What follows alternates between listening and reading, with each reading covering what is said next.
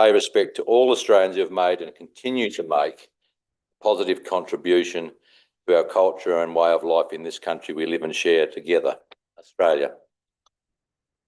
Thank you, councillors. Welcome. Next item on the agenda is apology. Then we move to acknowledgements, and for everyone's benefit, the public's benefit, we have a considerable amount today. It's been a pretty tough time in our community, so we'll go through them in the order of this. This group of people have led the community in volunteering, faith, in leadership, and have helped shape our community. So we think it's important to acknowledge them. I'll start with, and for the record, it will be recorded in the minutes, but Peter Connolly, the passing of Peter Connolly, in which Councillor Qualman and I did it Friday. Councillor Qualman. Thank you, Mr Mayor. I'd like to acknowledge the passing of Peter Connolly. Peter Connolly, a cherished member of the Tarlin Bend community whose dedication and warmth left a lasting impact. From his passionate storytellings at the Info Station and Railway Museum to his vibrant contributions as a columnist and the town crier. Peter's love for local history and community spirit shone brightly. His legacy of service, humour and the heart will be fondly remembered by all who knew him. Thank you. Thank you, Councillor. The second one is is Jackie Cunningham from Tintinara. Councillor Peach. Thank you, Mr Mayor. I'd like to acknowledge the passing of Jackie Cunningham. I first met Jackie over 15 years ago, and she was certainly a dynamo who contributed to almost everything in our district. She was a respected and much loved member of our community, and she contributed countless volunteer hours to trade, Friends of the CWA, Tintinara Lions, Friends of the Women's and Children's, the Tintinara History Group, and the Culburra Hall Committee. I'm sure I've missed other groups. She was everywhere. Through her involvement, countless events, functions and projects and developments, she helped to shape and enhance the Tintinara, Culburra and surrounding districts. Her legacy and generosity will not be forgotten, and having just sold the farm and taken retirement, she's been taken too soon. Thank you. We move on to the loss of Ian Dunbar. Councillor Arthur, Thank you. Yes, it's sad the passing of Ian. Ian moved down to Tinty in 1950 with his parents and took over a block at Culburra. Over the years, they expanded and bought land at Tintinara and Coalbatch. The family also saw an opportunity for all the rocks around the area to start up Tintinara Cement. And in fact, the cement for the silo was provided by them for the majority of paddock rock, so they were very inventive. During Ian's time, due to a back complaint, he wasn't able to play sport, but he was a member of the Apex Club.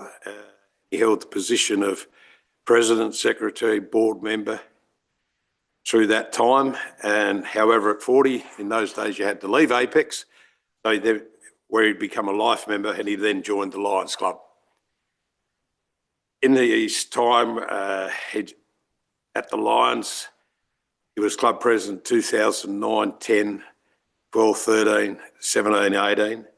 He was club secretary on various occasions. He also was the zone chairman for Lions 215 to 290. The Dunbar Pastoral Company were well known for their beautiful sheep and their cutouts. Oh, good. Yes, they're well known. And they had very beautiful, very, very good Murray Grey stock, which everybody would tell them that Murray Greys are no good.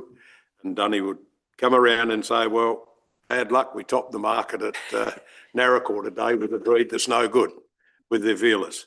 He's going to be missed.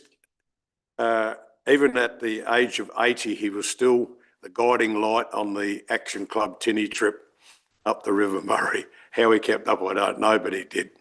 Sad to see him go. Thank you. Thank you for that. I need to move on to Pastor Harry Cromomick, Councillor Maidment. Yes, thank you, Mayor. I'd like to acknowledge the passing of Pastor Harry Cromwick, a beloved and dedicated volunteer whose warmth and wisdom enriched the Taylor Info Station and Railway Museum. With his deep knowledge of the railways and a heart for sharing stories, Harry inspired generations of visitors and volunteers alike. I served with Harry on the Cabarafta Committee and the Taylor Ben Advancement Group Board. I class him as a friend. His cheerful spirit and unwavering commitment, he will be deeply missed by all who had the privilege of knowing him. Yes, a very sad day with him. Certainly a nice character. I'm just going to move over to Mike Lewis, Councillor Arthur. Yes, Mike moved down to Tinty in 1999 from Mount Magnificent, which is virtually Mount Compass, the same area. The dairy farmers up there, and they moved into the area and started a dairy farm up at Tinty, the first to go into that industry in Tinty. Mike was a very active member of the Lions Club, but his real passion was the Variety Bash. And in 25 years, he never missed one, and he was a very, very passionate man. In fact, a couple of them he only just got back because he had health problems on the way. But Mike was in ill health over the last couple of years, and he was a very, very good part of the community, and we'll miss him. Thank you. So the last one is the passing of Tyson Freund. So Councillor Roundtree. Thank you, Mayor. I would like to acknowledge the passing of Tyson Freund. Tyson was only 18 years old when he tragically passed away on his family farm in Canalpin around 3 weeks ago. Although he didn't see his future in farming, he was working alongside his family while preparing to begin an apprenticeship later this year. Despite his young age, Tyson made a lasting impact on those around him, in his hometown, at school, and through his involvement with local footy clubs. At his funeral, speakers remembered him as a caring, considerate and thoughtful young man with a great sense of humour, unwavering determination and a generous heart. Tyson's presence will be deeply missed, and his memory will live on in the hearts of the Jones and Freund families and all those who knew and loved him. Thank you. So that's very sad. So we've had many people there who've done long service in the community, and one that never quite got to that. Well, he already started, but unfortunately. I'm going to put a positive spin on the end of acknowledgements and say that I think across this council after 18 months to 2 years, and I know we've got motions on notice a bit later, but as a general comment, the season has broken for us farmers, and across the district I can't find an area that's missed out actually at the moment. And so that's very positive for after 18 months to 2 years of really being quite one of the worst periods ever in this district. Okay, move on to the next item on the agenda, declarations of conflict of interest, councillors. There being none, I move on to confirmation of minutes of the ordinary meeting, including the confidential minutes held on the 20th of May 2025. Councillor Qualman is the mover. Councillor Bland, is there any discussion, councillors? There being none, I'll put the motion. All those in favour? Those against, that's carried unanimously. Adjourned business, item 5, we have nil. Number 6, reports by members. Mayor's report. Councillors, questions around my report? Councillor Coleman. Thank you, Mr. Mayor. While you're just relating to some droughts before, the drought on the second, the drought advisory group meeting, and on the 29th. Anything else to tell us about that? Or? So I'm the Local Government Association's nominee. Yeah. On that committee, which I tend to vote mostly on. It's a cool teams, that one, isn't it? No, it's more a structural PIRSA departmental committee.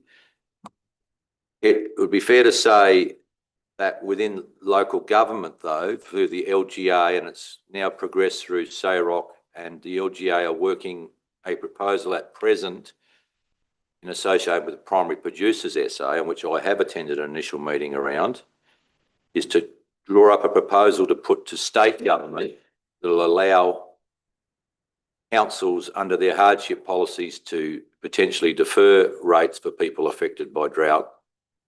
And the state government, this will be I think the bid offer to the state, and the state government to sort of lend the money or back the lending of the money by paying the interest for a period of years. The proposal is probably in the middle of being worked up right now. I think I saw some emails. So that's we felt from local government we could do to help with the drought. Fair to say that while there is some green in the paddock at the moment, and we are seeding in reasonable condition on most soils, the money drought hasn't quite got here yet. It's about to arrive, I can assure you. And that's the challenge in the next 6 to 12 months, is the perception the drought's over when the reality is financially we're in a worse position. So that committee's, I suppose, in working through with lots of industry representatives, the Drought Advisory Group, to ensure that the processes the states have announced are in action. It's very interesting. Thank you, Mr. Yeah. Mayor. Councillor Bland. Yes, Mr Mayor, on the 21st, you met with Nick McBride MP, the Country Health Connect Yep. services at Tailem Bend, and can you give us an update on where everything's at the moment, please? So in relation to that meeting, immediately after National Volunteers luncheon at Tailem Bend, we met with 2 representatives from the Tintinara area with Nick around what had happened with the change in the way one of the health service offerings, which is more a community get-togethers at Tintinara, were being at least catered for, if not everything else. We're probably in some discussions right now, Councillor Peach and myself in particular, around where to next with the health thing, and obviously the announcement initially around the Tailem Bend clinic, and then the next announcement about it's been saved was, obviously a forebear of where we might end up if we're not careful in this district. So I sort of, within the next 4 to 6 weeks, I think we're going to try and get a model together and some workshops around health provision in this district. And I understand some councillors have met with some people around this. We don't, we'll face the same issue that councils further out in this country have. We need to be on the front foot on this, even though it's not at least our financial responsibility per se. So there's some issues, obviously, with in our view, with the way health has been run in this area, but there's some bigger issues mid-term, I fear. And I think what we see what happened at Tailem Bend sort of shows how quickly that can affect the community and the confidence. Yes, Mr Mayor, I'm actually looking forward to some further discussions Yeah. on that, because I actually think mid-term is probably perhaps a bit too far out. Well, it's just a bit Just to a do. comment. We had a brief discussion, Deputy Mayor, myself and the CEO before the meeting, around what form a workshop should take around this, Okay. so that we all understand as a group how the health services are provided, therefore how we should tackle it, basically. Okay, thank you, Mr Mayor. Other questions, councillors? Councillor Rountree. On the 22nd, the mayor's dinner, anything you learned from that one? The city, this is on the invitation of the Lord Mayor of Adelaide. No, just Jane- the Jane- South Australian Mayor's dinner hosted by the City of Adelaide. Yeah, so the Lord Mayor, Jane Lomax-Smith, hosted a lovely dinner for just mayors. And not the main part, but it was pretty flash in the Adelaide Town Hall. And Adelaide City Council paying? I would presume so. We haven't got a bill. It was a lovely night. I was so happy to be on a table of very mixed country mayors, and all elected members, but particularly mayors, really enjoy when we're in our own group, because we Yeah. find out that the problems of our councils we're not the only ones.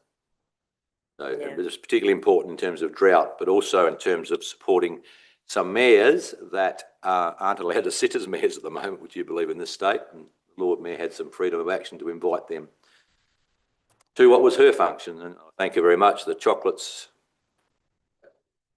that's because I ate them too fast. But no, it was a lovely evening, and then that went on to the local government half-yearly ordinary meeting day at the Adelaide Oval. Thank you. I think just following up from that, I think it's useful that the mayors do get together to discuss their regions. Like you said, to find out that we're not the only ones facing certain challenges. It's got similar challenges. That's a bit comforting, I guess. Thank you. I just reflect on the volunteers lunch, and that went really well. And, congratulations to Tess again on bringing that award. It's a lovely photo in our agenda of that. And I think if you sort of observe our acknowledgements today, that era of volunteering is maybe thinking a bit, but at the end of the day, country people generally stand up, and that was the important part, I think, of the Volunteers Day. Just Councillor Bland, I did attend the meeting on the 7th of May at Menangi around the future provision, I suppose, of ambulance services in the radiator area at Menangi. And I think that comes back to why we need to discuss how the health system works. And I'll put that word works in inverted commas. Pressures applied to what our volunteer ambulance people to do transfers, for example. There's so many parts of the health system that are intertwined. We need to get a district. Mr Mayor, in relation to some of the stats that were potentially presented at that meeting, unfortunately I couldn't attend. No. I think further discussion needs to take place on that as well, and the way they were presented, or the impact. Okay, any other questions? Okay, we move on to Councillor Movement's report. You want to add anything, Councillor? Well, I'm quite happy to have a discussion about the LGA conference and OGM, which I attended, and there were a couple of things I took from that. Mayor Patrick Ross's drought discussion and getting everybody in the LGA and in that room together was a very impassioned plea and was fantastic, and everybody had a photo opportunity, and hopefully the LGA take that on board and advocate for some relief. The AI discussion that happened was so interesting, and it worries me, I'll be honest, but the benefits can be fantastic, but my big question on that is if there's all the robots and computers doing the work, who's going to pay tax? They won't. So, you know, that's one little thing which is probably out of the box, but nevertheless it was very interesting and brought me up to speed, because I will admit I was a bit ignorant on it.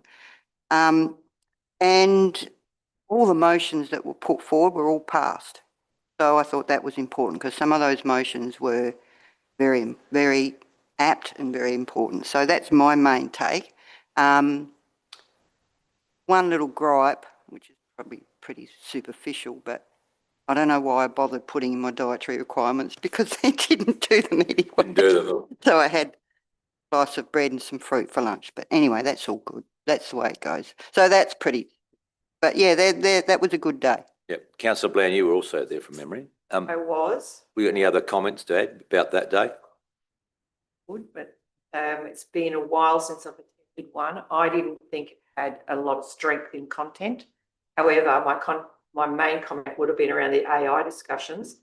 I've taken it from a slightly different angle in my thoughts, and that is that while it was presented in a fairly humane way, I looked at the aged care component and thought about it for some time, and I thought, how sad.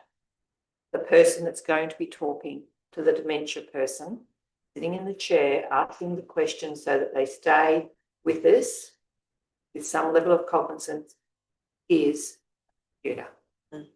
Yep. And I just felt that when I thought about the long-term implications of that, and when you sit and listen to the Health Minister on Monday on the radio on 891, no discussion about actual services. It's about the inability to even provide beds for the aged care, let alone the actual human interaction. So I feel not positive about the future, but it's hopefully in where. Yep, that's right. So I like AI. I think it's got lots of places. I just felt he presented it particularly well with a tear in his eye, but I did feel that if that is our opportunity, yep, in the future, honestly, no, with someone the lady that spoke in the morning, quite inspirational. I'm sorry, my mind's a blank, but the one take-home point I had from her was that in terms of local government rating systems and rates, only Australia and New Zealand has this perception that it's a tax to provide for physical services in the community. there's probably no other country in the world that the local government tax does not contribute to a whole plethora of other things. That was probably one of the little I think interesting that's things that come out of it. livability that Yeah. I struggle with in terms of all of our infrastructure that we have to maintain, and we've done quite well to get some of the got. And I think if we continue to at least keep that as it is and move slightly forward all the time, I think we will attract people. But livability, it's been covered again. It's a bit like aged care for the last, I don't know how long I've been on, so I'm saying I probably didn't learn a huge amount in that, but it was, at least it's still on the forefront. That's right. So, yeah, they're interesting meetings and they have to happen under the format of the Local Government Association. Okay, there's no more questions around Councillor Maidment's report. We'll move to Councillor Qualman's. Councillor, you want to add anything? Just one thing, if I may, Mr Mayor, I failed to include I attended with Councillor Maidment to reflaying for the dawn service Anzac Day. Oh, very good. Yep, Yeah. thank you for that. Mhm. And any other questions to the councillor's report? Being none, we move on. Item 7 is petitions, of which we have none. Item 8 is deputations, of which we have none. And 9 is public question time, and we have at this stage none, Ash.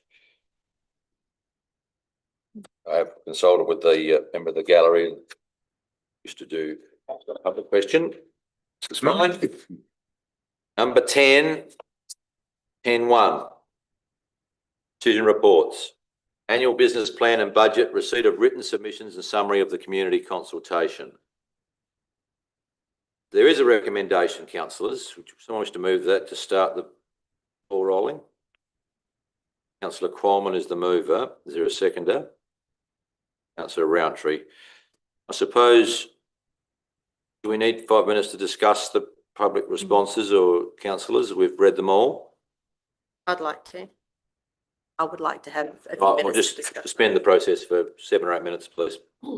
Councillor Rountree, you'll speak first then. Thank you.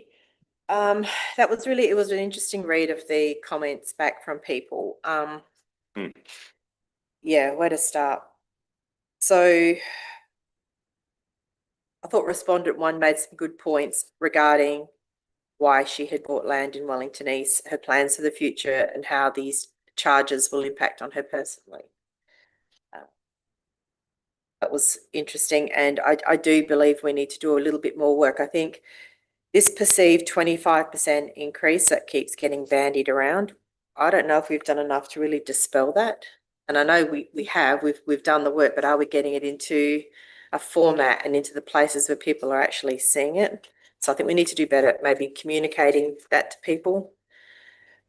I thought the comment around why do we bother giving feedback when it doesn't feel that any of it gets taken into consideration is something we need to address, to make sure that people are feeling heard. Otherwise, we are going to be on this slope of no one bothering put information in or to respond. And I know sometimes we can't obviously do what everyone wants, but I do think we need a way of just really making sure we acknowledge their concerns and have a good talk about it. Respondent 4, who also felt ignored, talked about an 81% increase in rates. And I would say that's mostly due to the value of the farm that they're operating in is why their rates have gone up so much. But we should look at that. I mean, I keep the stats for mine and I haven't done the overall percentage, but probably would be something similar. The comments that were around how much paperwork is given out and that some people obviously struggle to comprehend what we're giving them. I think we had maybe discussed once before about having maybe a 2-pager or some sort of sheet that makes it even easier to understand. I don't know how much more. I know there's rules around how we have to do it, but whether there's any way we could consider simplifying it again to really get people on board so that there is no confusion. And I did like the idea of having a single occupant household rate for those who are on their own and don't put out their bins every week, that might only put them out every fortnight. And some of the older people that, you know, probably never fill up a bin. Is there any way that we could look at having those who aren't doing a weekly collection or doing a fortnightly collection have a lower charge? And I don't know whether that would mean that the provider to us charges us less or whether that cost remains the same as Spring. I don't quite understand what that contract looks like with the provider as to how that would work, but it's something I think that was worth considering. So I guess we do have a fair few people that do live on their own and on. And I thought that was a reasonably good suggestion. So that they're my comments on the respondents' feedback. Anyone else? Councillor Maben? Yes, thank you, Mayor, and through you. Just going on from Councillor Roundtree, she's actually said pretty much everything I was going to do. But I would like just some clarity on the 25% that people are perceiving to be the rate increase. If you could give some information while we're in the public forum on that, please, and how that Yep. could have been misconstrued, that would be good. Miles, it's an extremity of one rating category in a document, I believe. Yes, and I think someone wants to take a certain angle on our overall ABP, they can do that with a single stat and make that a headline, and I think that's what happened in this case. If you are willing to have a look at the entire picture, it paints a different picture. Okay, And that's why we do things like tell people exactly in terms of dollar terms per week, per month, what it means. And that's the relevant figure I think people should focus on. thank you. The particular journalistic article was not wrong, but it wasn't representative of the position. I had that discussion with that particular journalist. I think the more important discussion is around the average rating over the 6 or 7 years. I take note of response 4 around that, and there is some valuation areas that have accelerated faster, considerably faster. So when we put out the amounts of average increase over what was a $500,000 rural property and 127, that was the starting point 6 years ago of the average. And that's where we got the 2.33 and the 4.3 from. Because this year, the year we're considering right now or for next financial year, there's been a swing over from a lot less capital increase in rural areas and considerably more in residential. So the swings and roundabouts have sort of come up in that form. Okay, thank Councillor you. Peach. Thank you, Mr. Mayor. I've got 2 points I'd like to make. Well, first is a question. I was looking at the engagement through Facebook and Instagram, etc., and I just wondered if we've given any consideration to boosting our posts, particularly around this issue, to our followers, noting that we have over 8,000 followers, and I don't think our reach is anywhere near high enough. Because a lot of those would be double ups, and we're struggling to break through 200 people on most posts. So just in terms of practically engaging with community, if we could look at, it wouldn't cost a lot. It'd be $20 to $30 to boost a post within the followers of the page. Yep. Councillor, you're referring to we can Thank you. The other, make it more obvious by pushing it a bit. Yes, I understand. yeah, I think there's a way we can target it without spending a lot of money, and I think it would be good. And perhaps after today, we might be able to do that because we'll have considered this and we're moving to the final phase of the budget setting process. Your second thing, quickly. The other thing was regarding the water that Councillor Roundtree brought up already. I found that that particular feedback quite interesting because I no longer own the property, but I did own a property at East Wellington, and it was one of the things that attracted us to it was the cost of water. And I just wondered if, as we move forward through this, if administration could look at ways in which we could inform, or if it is possible for individual landholders to seek a right to obtain water themselves for their gardens from the river. If that is something that we could do to help, because as I understand it, it's only properties that actually at front strip that currently have access to water anyway. And it'd be those that are affected. So if there was a way that we could inform in that space, I'd be keen to see us do that. I think you'll find in other reports there's some work being done on all those minor consequences. Or what I would say in relation to East Wellington Water is I was around when we converted Narung water over, there will always be residents, ratepayers or new people, the service that will not like the change. Equally, there'll be plenty of people that are very much waiting for the change. Understood, but I just think in this particular instance, it'd be good if we could engage with that person Yeah, to see if there is certainly. a way we could assist.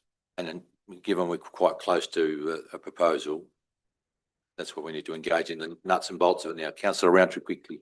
Yes, just quickly, I do thank the director for explaining again the 25% and yourself, Mayor, and I understand that was the issue.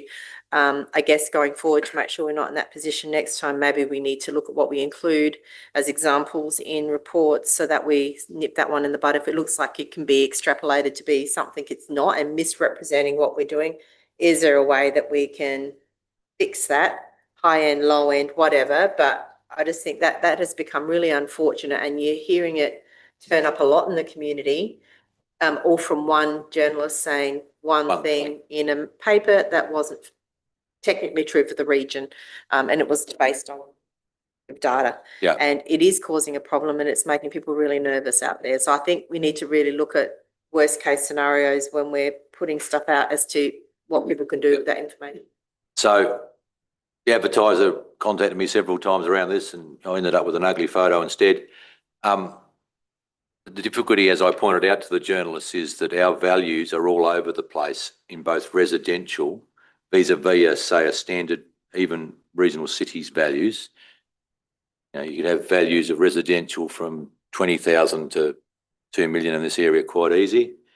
But then making any comparison on rural values is exactly the same danger. There'd be valuations from 20,000 or 10,000 through to 20 million in this district. And that's why we don't generally quote.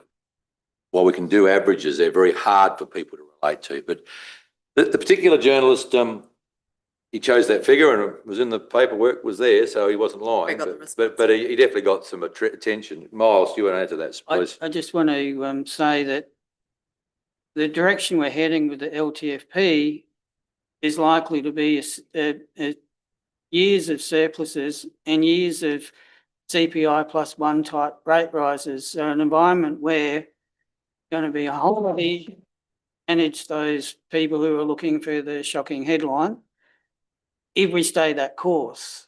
This next financial year budget is the last of those, challenging, let's say, rate rises. Yep, and we've known that for some time.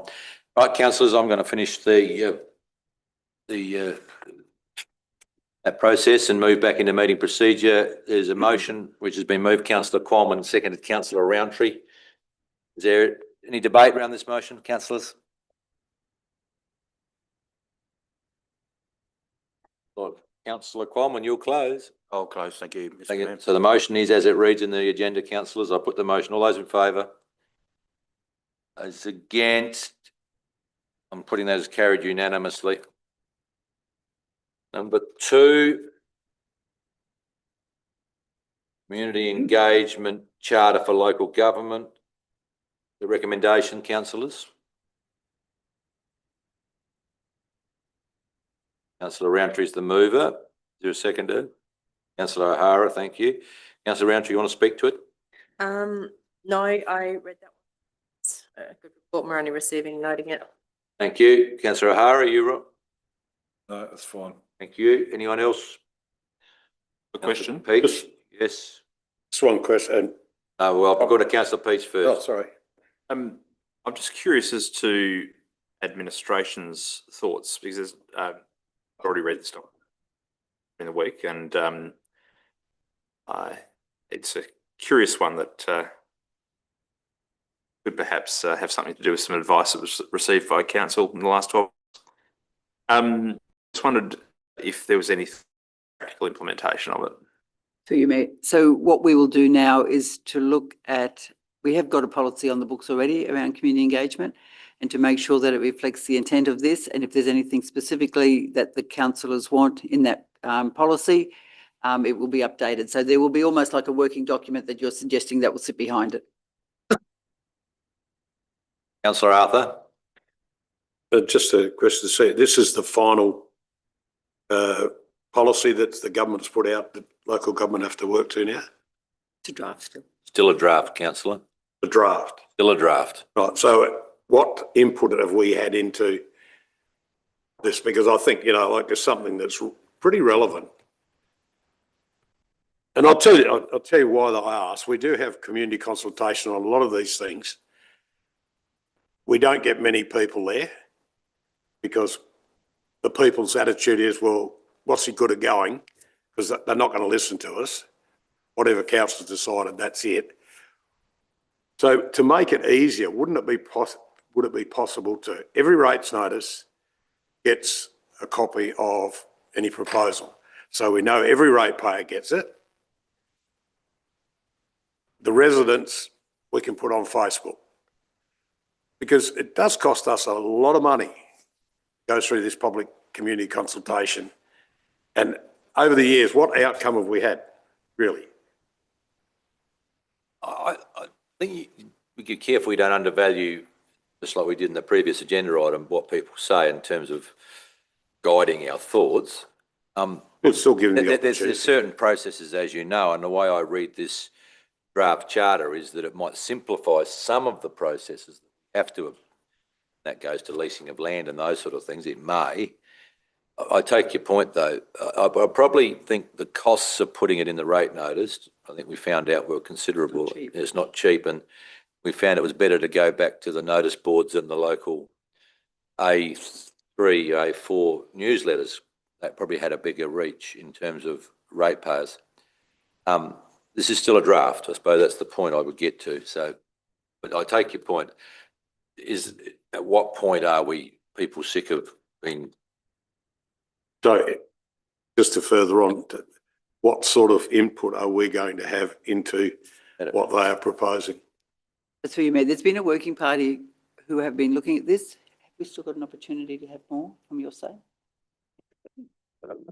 Yeah, so through the mayor, the development of this took a while, and I believe there was a local government working group that was part of trying to set up the charter with state government. There was input there. I'm not sure how much, but council's opportunities to give feedback. So if council wishes to give feedback in some format, this is now your opportunity to do so. How's the time?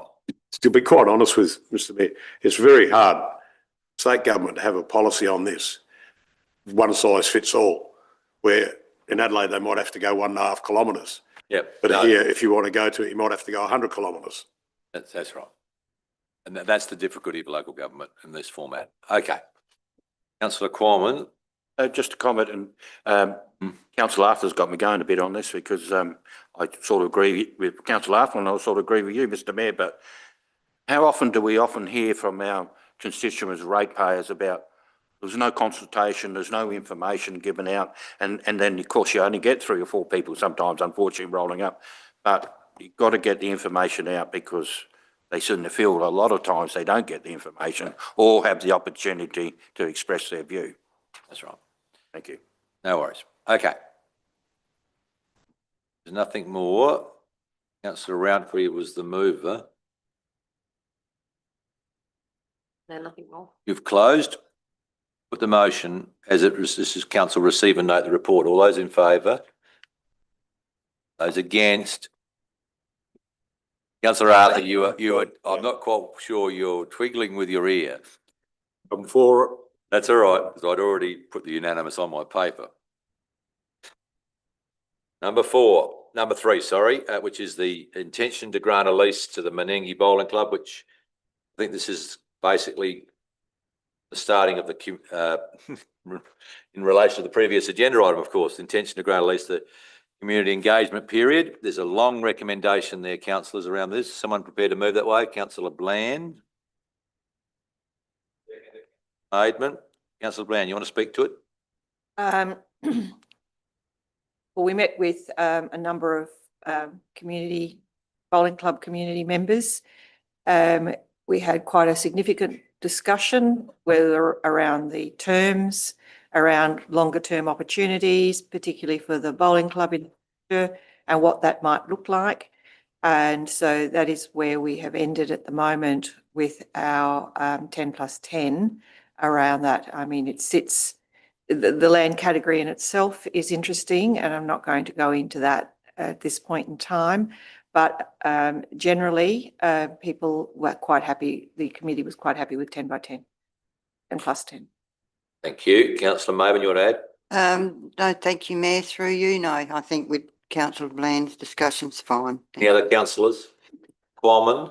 Thank you, Mr Mayor. I just find, I totally agree with point 2, to commence a concurrent period of community engagement on the amended Minigi Town Lakefront Community Land Management Plan. I think that's important, very important with this motion, because not only renewing the lease, but also the upgrade and updated land management plan. So the community is aware of changes and updates on the land as well. Yeah, thank you. Now the councillors, Councillor Arthur? Just one question. Why is it only a 10x10? And our normal is a 21x21 now? Through the Mayor, excuse me, Councillor Bland said we had a very good discussion with the members of the bowling club. Our position was, in recognition that this is a prime piece of land that in the future may have a different best purpose for the community, and to lock it into 42 years where you cannot even plan for a change in the future was not in the best interest of the community. The club were quite content with the 10+10. It gives them the opportunity to plan for the next 20 years. But also one thing we did say to them, in the event that council in the future was looking at a different purpose for that parcel of land, that council would negotiate and they would be no worse off on another location where they could have a much improved facility. That would be a commitment we gave them in principle at that meeting. Councillor Bland, I don't know if you want to make further comment on that. I think that is correct. And looking at the precinct, they're aware of the general thoughts of looking at the precinct at the Oval. And at this point in time, there is still potential there. And also, we also know that they play in all weather, particularly on the edge of the lake. And while it is beautiful, and they have a main street, which also looks very active with our ageing, I won't say all ageing population there, but it is a very active component of it. In the long run, having a better facility, it may actually work in their favour. And I think the other thing that needs to be looked at in that is, and in point 2, takes in looking at actually the land that is there and what it was designated for. And they've had the enjoyment of it since the 1950s. Guessing now, off the top of my head. And it was interesting that that land is designated in different sections slightly differently to what it's being used for. However, it remains as it is for another 20 years if this goes through. This is for public consultation, councillors. Is there any other questions? Just on Arthur, yes. on that, these are ground leases only. That's the ground.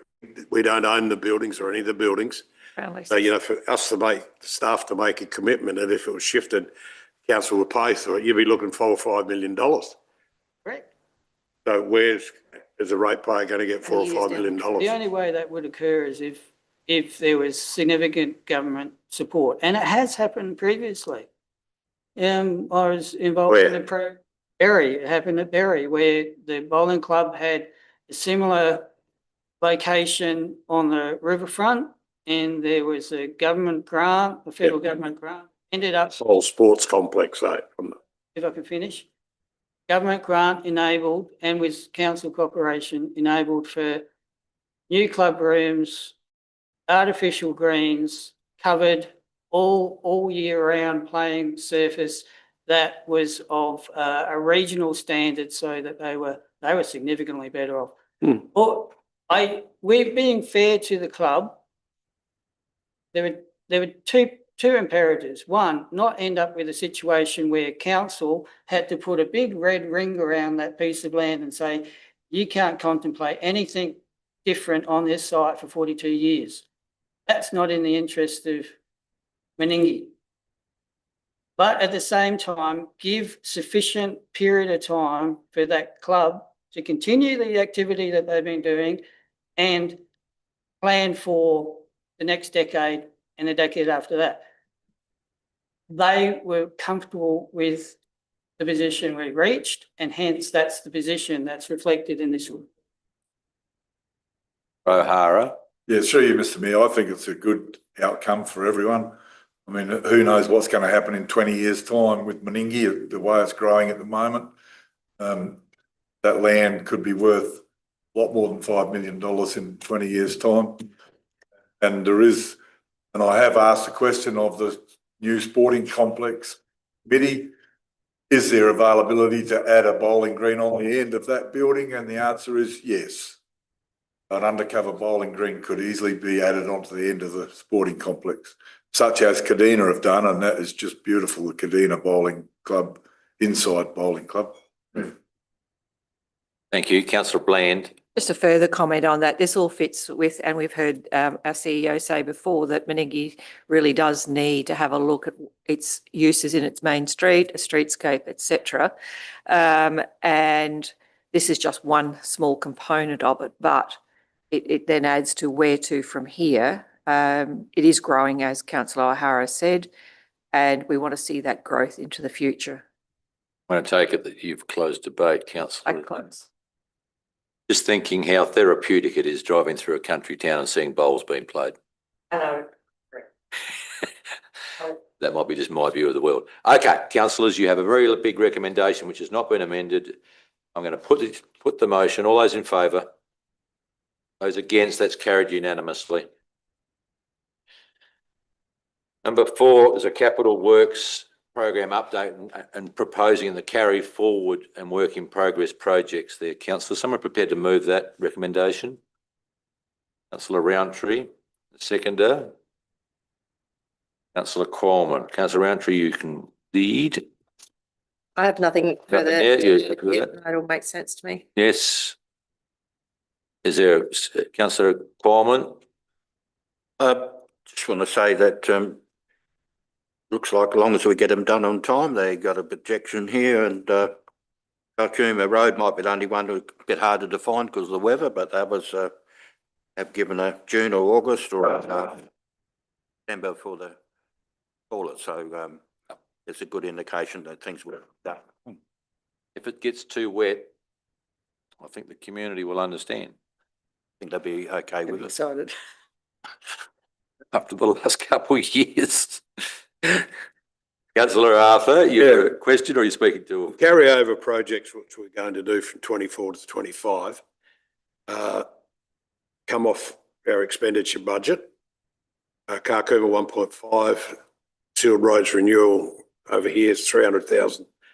To changing places toilet, 500,000. So that's 2.3 million. How much of that? Most of those are part grant money. So how much grant money is involved in that? Have we got this year, or have we got none for that grant money? You're asking this really in relation to the changing places. For those Rather than the projects. Karkuma Road Stage 2. Through the chair, Josh, yes. there's not an easy answer for that, because as we've spoken about before, we've got special local roads funding, HSVPP funding as well, and they have different thresholds for when we can claim payment. So if I can take the question on notice, and perhaps maybe we'll send out a bit of a table of the breakdown of what we've received to date, what we haven't, what's still outstanding as part of that carry forward. If that is that the answer you're looking for, Councillor Arthur? Yeah.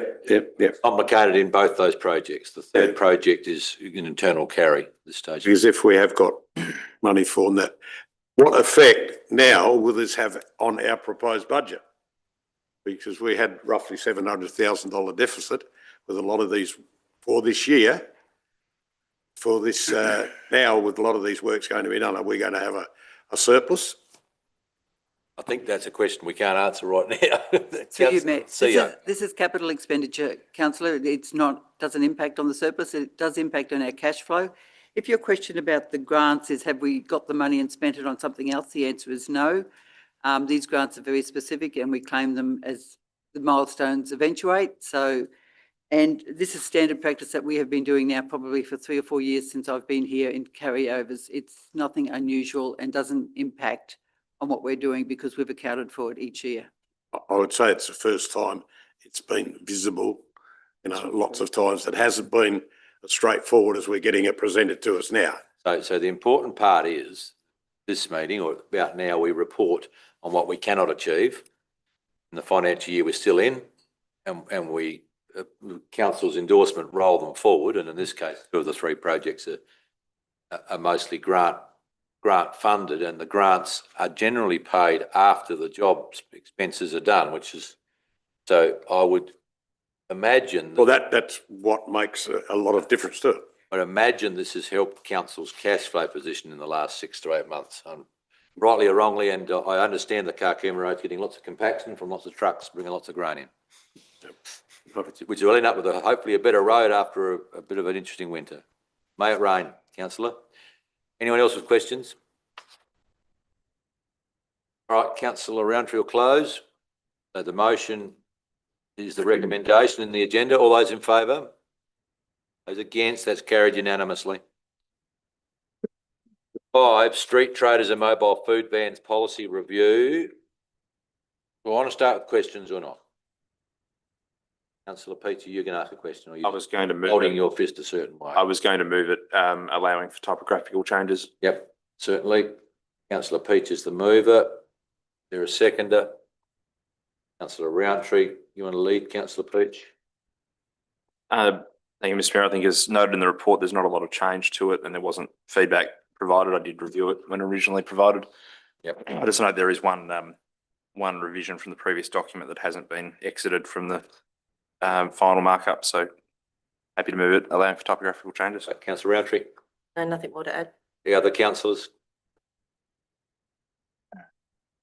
Okay, Councillor Qualman, you want a question or? Yeah, I've got a question. It's also on the next 10.6, the next one item on the agenda too, and it says here about given the absence of feedback, the policy under review, and also says that the newly established governance and policy review working group staff deemed that this policy could bypass the group and table direct to council for efficiency's sake. Is there some sort of mechanism in place that, just out of courtesy, that the group is advised, Mr. Mayor, that it's just a trivial matter, doesn't need to go to the group, or I'm just wondering. Director will ask. Through the chair, the group hasn't had its first meeting yet. In this particular case, in order to ensure that I didn't have a continued backlog, and I've got a backlog of policies, I'd love to be in a position at the end of the year to say that I don't have a backlog of policies. We determined that a couple of policies that had minimal response from the elected member engagement, that would put them through the agenda. There are a number of others that had some responses and they're going to go to the first committee meeting. We really just had to make that decision, otherwise I'm further behind that progress. I just thought I'd ask the question. Thank you. Thank you. Councillor Maidment. Yes, thank you, Mayor, and through you. I was on the understanding that policies were going to have workshops. And I know that this one, I didn't have a lot of comment, but certainly on the next one, I had a comment and I was going to leave it till the workshop to nut it out rather than take time out in a meeting. So that's, I mean, now we've got the working group, that's fine. But if we're not going to use it, why do we have it? Through the chair, exactly as I said before. And it was a matter of, being prudent and efficient. I know the elected members don't like, and especially our Audit and Risk Committee also don't like seeing that we're not progressing. Yep. However, that'll be the decision of council with the next item. If you feel that it's premature, to make a decision on that at this meeting, you may choose to recommend it goes to the committee. Okay. And why wasn't there a workshop? The feedback was minimal, councillor. Again, if you feel that that's sufficient for the next one, again, that's at the next agenda item, wanting to put it back into a briefing or a workshop is fine. Yeah, it won't matter now. We've got that working group, but anyway, moving on. Councillors, I've got a motion that's live. Anyone else?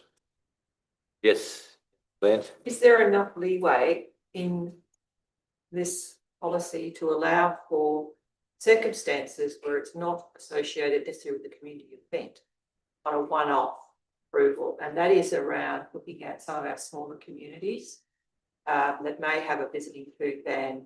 And let's look, let me use 7 Mile Road, for example, gets lots of tourism, it's out of town, it doesn't have anything. Dotted around the district that probably would enjoy knowing that a food van might turn up on a Friday night, they also burgers or whatever. Without just wondering, does this, I couldn't see where this allowed it enough, and it may be there just to have, and maybe that's on application to. I'm really glad, Councillor Bland, through you, Mayor, I'm really glad you asked that question, because I wanted to say that we are in practical circumstances, we apply flexibility. As long as the operator of the food van's not in direct competition with another bricks and mortar business in the district,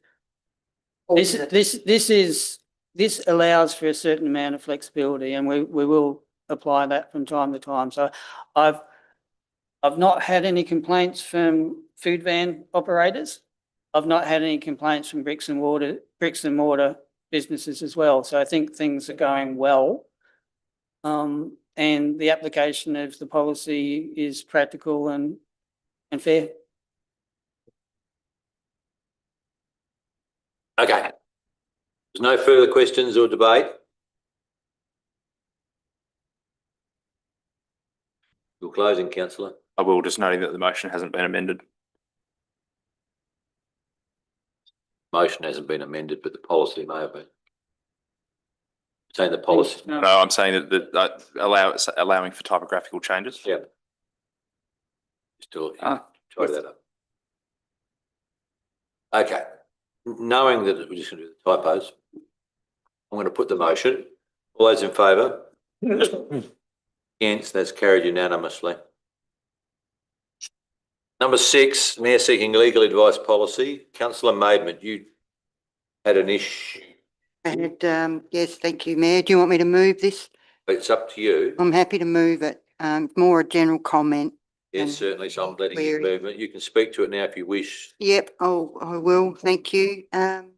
Page 3 of what we were given this morning, make it easier for you to understand it. The dot point up the top where it says, the Mayor has obtained the legal advice other than in accordance with a council resolution.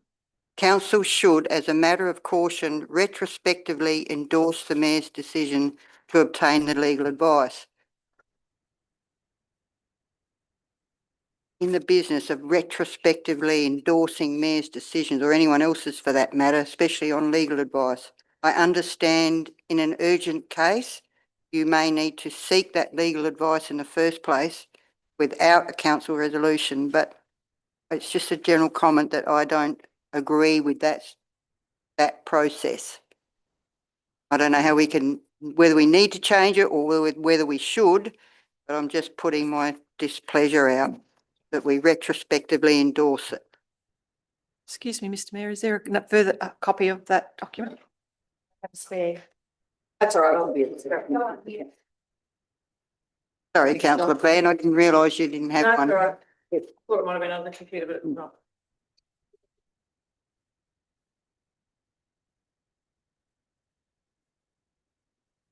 I'll just see if there's I'll just see if there's a second. Three, up the top. For the policy that councillor Maidment has moved the recommendation. Is there a second? Otherwise we're going to lapse. Councillor Peach, you're the seconder? I am, but I would ask the mover to vary the motion because the document I circulated this morning is amended to what's in the agenda. Correct. So that I didn't get an opportunity to move the amended document, so I've just asked Councillor Mayman. Councillor, just, it is the. This is the Slightly one we amended. were handed. Someone- It's slightly amended. No substantive changes. No substantive changes, so it's slightly amended. Okay. So you want to speak to the, as a second? If I may, and I actually share Councillor Mayman's concern, because I did look at that on review of the document the last 2 days, and thought it was a little unusual. And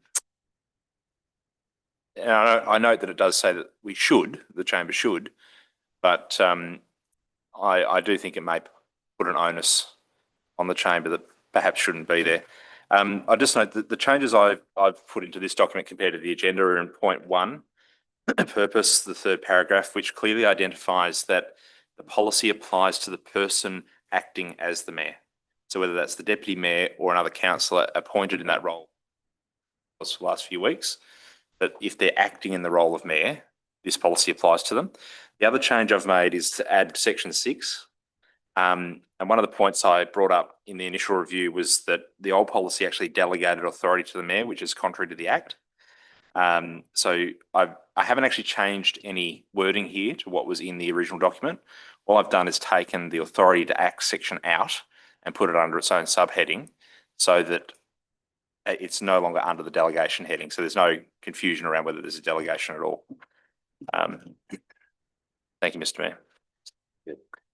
Thank you. So councillors, perhaps I need to explain how this is about, this policy. If the presiding member feels they need to seek advice urgently in relation to something that they cannot go through the CEO to achieve, that's why this exists. In that position, if the mayor felt without this policy the mayor is, and this has got a limitation, as you can see, of dollars, and the mayor must report back to the chamber. The brain fade, sorry. The mayor would be liable for those legal costs themselves. It's as simple as that, and that was the advice given to me long ago. That's why this policy exists, I suppose, in that unusual circumstance where this may be required. Haven't used it. Councillor Mayman, you may go on. I've got a question since you're the mover, though.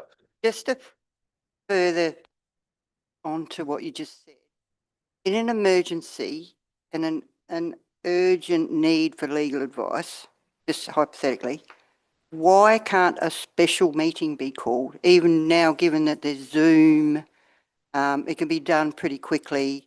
Why can't that happen? Just explain why we couldn't do a special meeting to allow you to get that legal advice with a resolution. Because I'm lost. Why we couldn't do it. You can assist with the answer. If I may assist, Mr. Mayor. I did think through the same thing, and I think the issue there would be that normally the CEO calls the meeting on behalf of the mayor. Yes, of course. So I think in that specific circumstance that the policy is designed around, it may not be appropriate to call a special meeting. Yep, that makes sense. And just by the way, no council meeting can be done by Zoom legally. In the current environment. current During COVID, we could. So, yeah, but and this circumstance was very unusual. This may occur, and the presiding member may need to bring advice to the chamber without the CEO. Yeah. Basically. That's pretty bad when it gets to that. We understand that, but that's the process. Looking around there, Councillor Bland is there. Sorry, just a little bit of clarification on. That is, it says in the first instance, it's $5,000. Doesn't really say that before any further $5,000 second instance, just as in the first.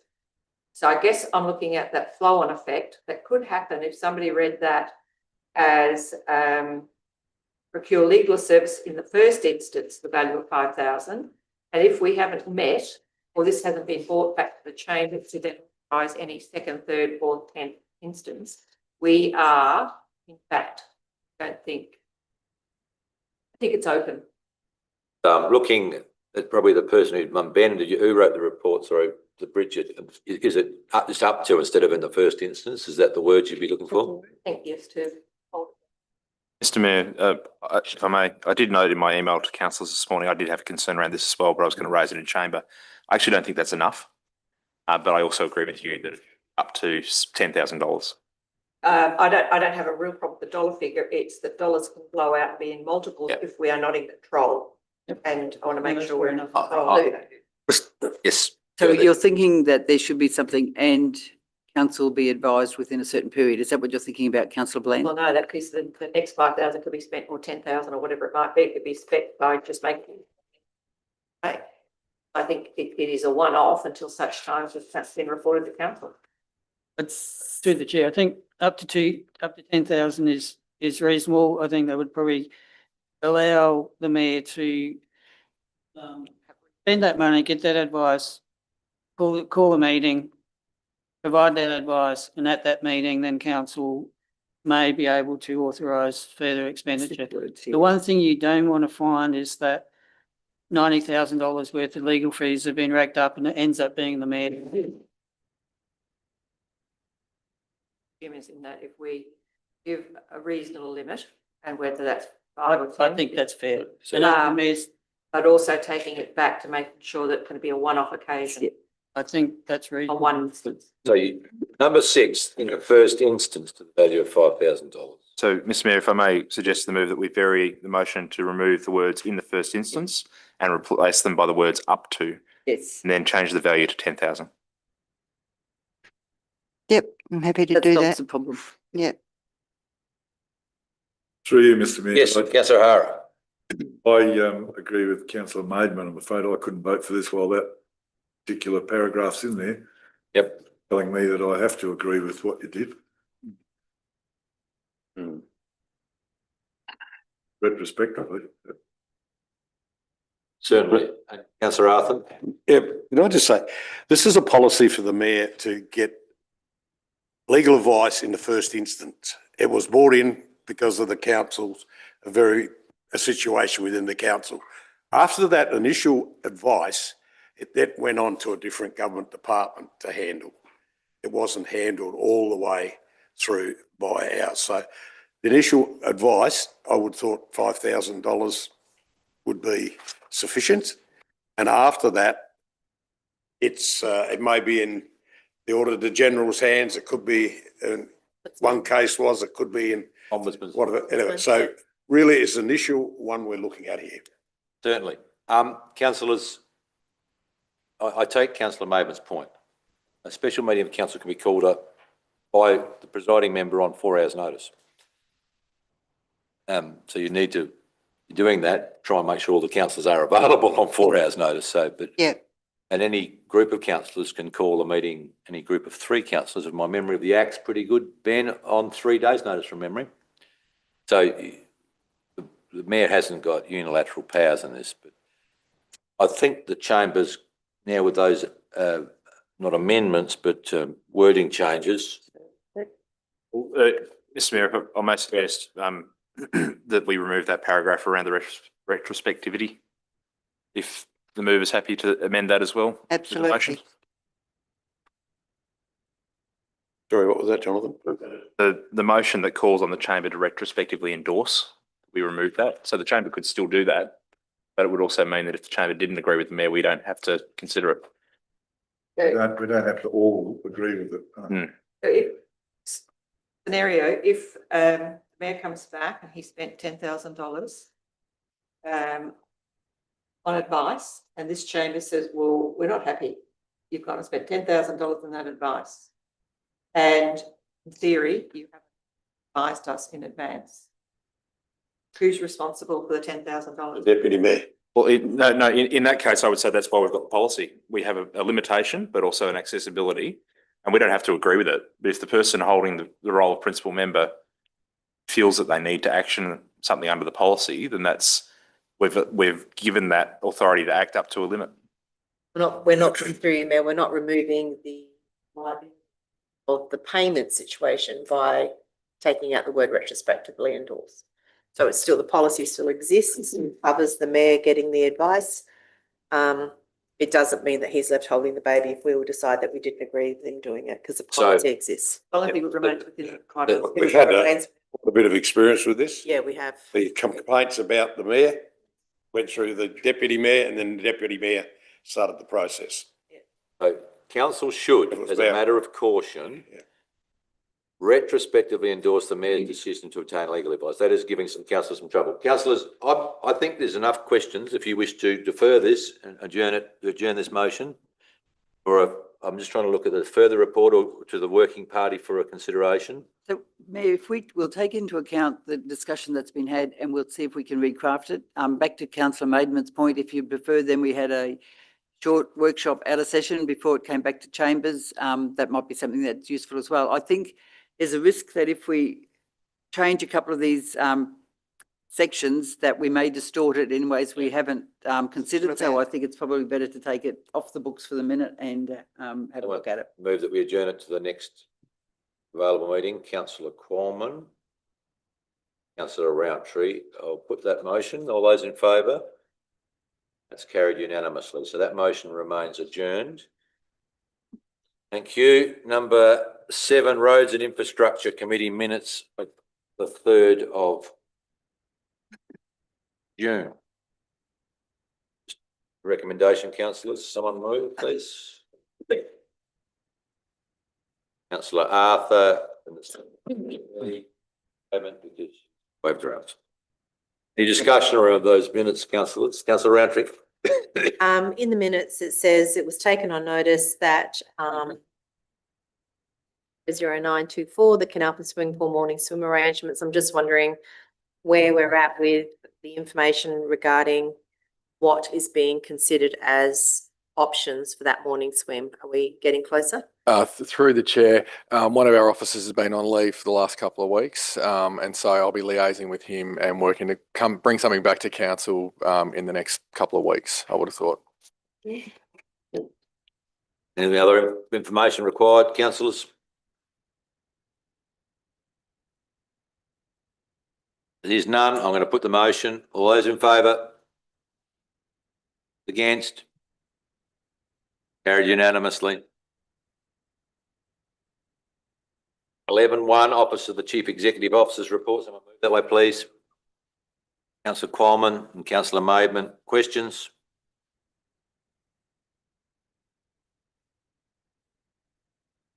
Councillor Roundtree.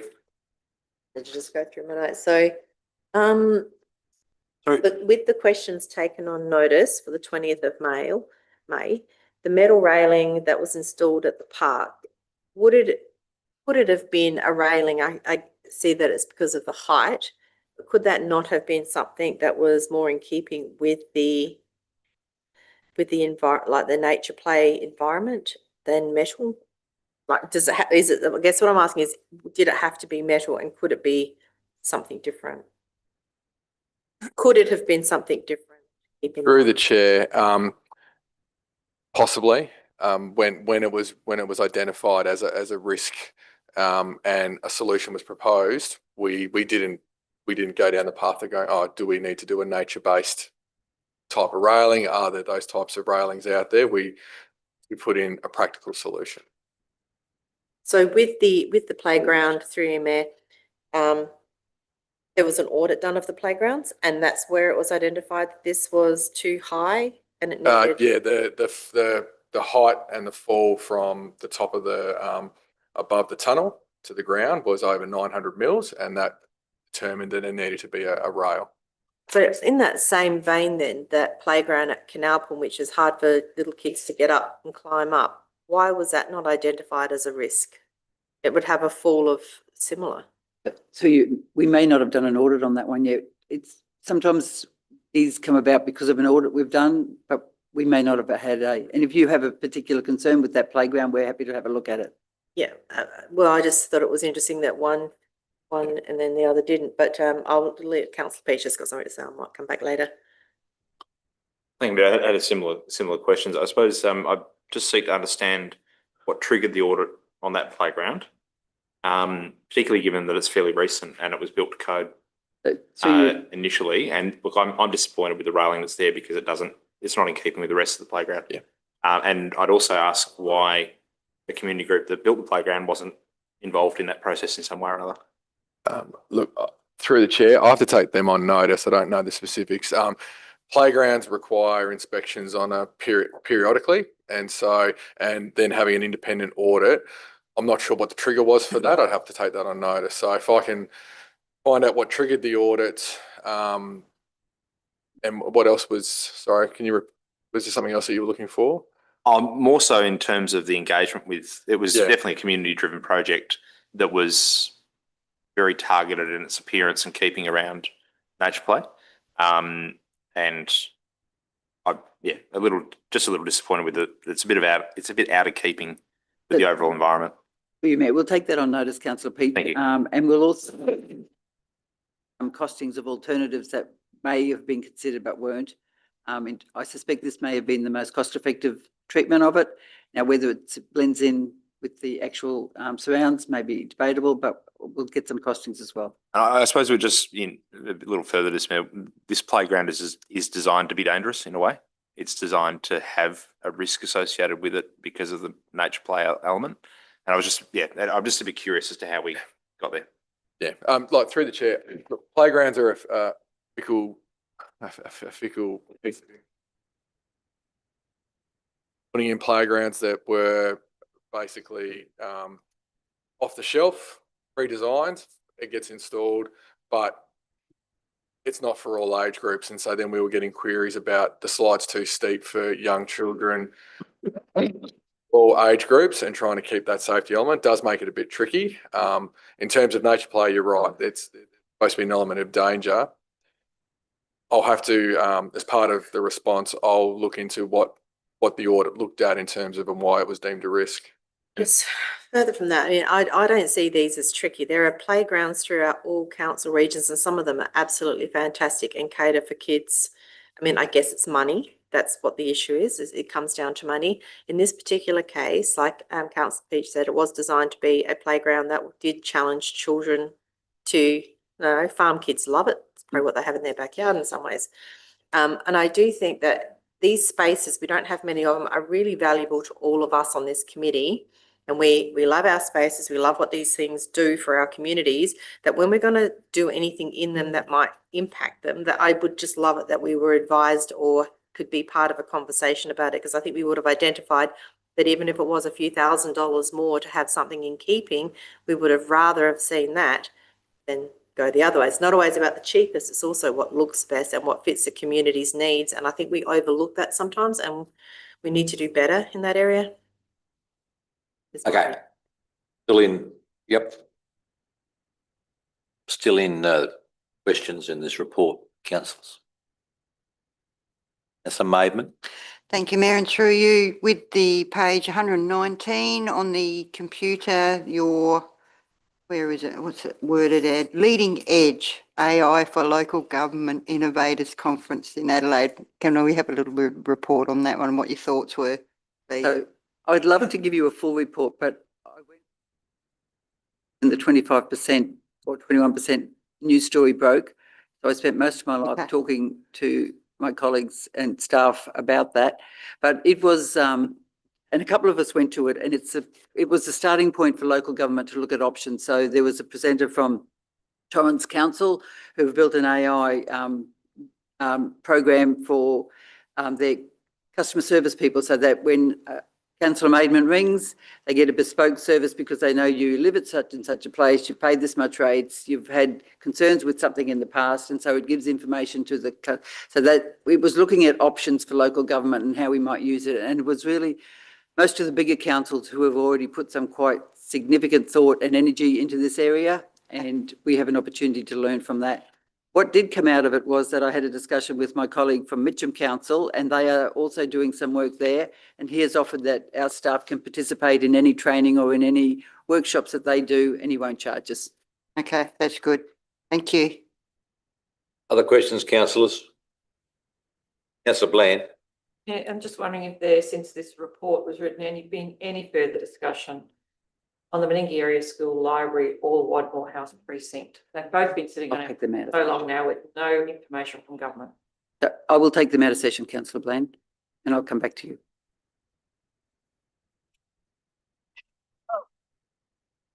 Councillor Bowman, Thank you, Mr Mayor.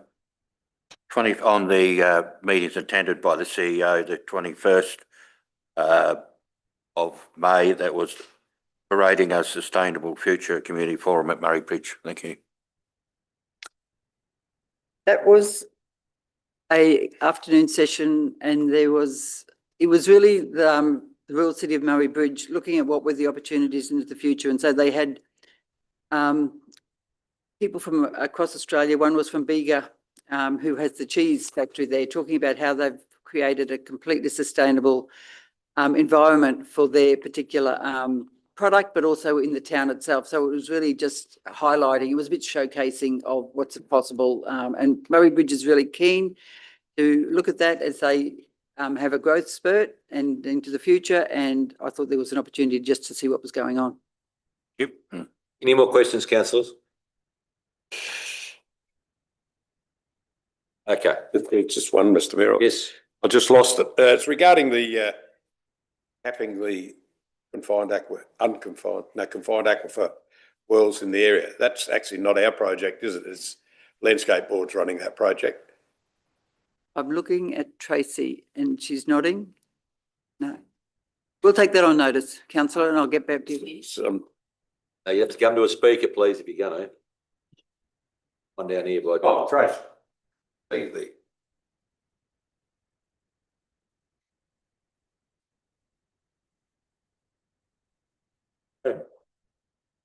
Thanks, councillor Arthur. Yes, we have put in 3 applications to the Landscape Board Grassroots Grants project to carry out confined aquifer bore capping to improve the groundwater quality across the region. The Landscape Boards are not currently running those kinds of projects across our region. So writing those applications, it's sort of a twofold approach. We would like to see those projects done, but it also writes it up in a way that should the Landscape Boards decide to go ahead and implement a project like that themselves, we've given them all the work there that they need to undertake it. Yeah. So we've proposed the project to them. Yeah, We have. which was done many, many years ago before. It was. Which is a great idea. And I just think there's one other thing in there too, is the Water for Bushfire Resilience Scheme. Absolutely brilliant scheme. Well, let's It hope. is, it's unbelievable how much actually equipment is in situ already that people don't know about. Yes. And for you and your team that got that together, it's got to look at it. It's a great setup. So the update on that is the state has recommended that project to the Commonwealth through the Disaster Resilience Fund, and we'll wait to see if the Commonwealth agree to fund it. Thank you. Thank you, Trevor. That's all the questions, and I'm proposing a little break in a minute. There's all the questions in this first report. I'm going to put the motion. All those in favour? Those against? It's carried unanimously. Can we have a break till 11:35, please? There will be 11. You know. Yeah, What do you think I'm going to pull? I'll check that. I think Tim Burville owns it. Yeah, man, Griggs owns it.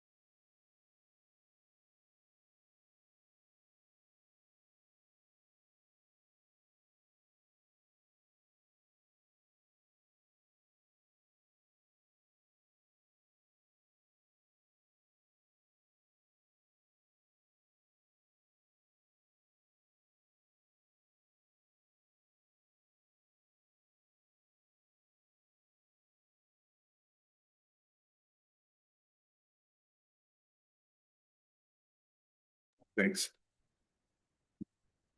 We resume 11:37. Number 2, information, 11:2, information reports, corporate and community. Councillors, someone move that way? Councillors Roundtree and Peach. Questions?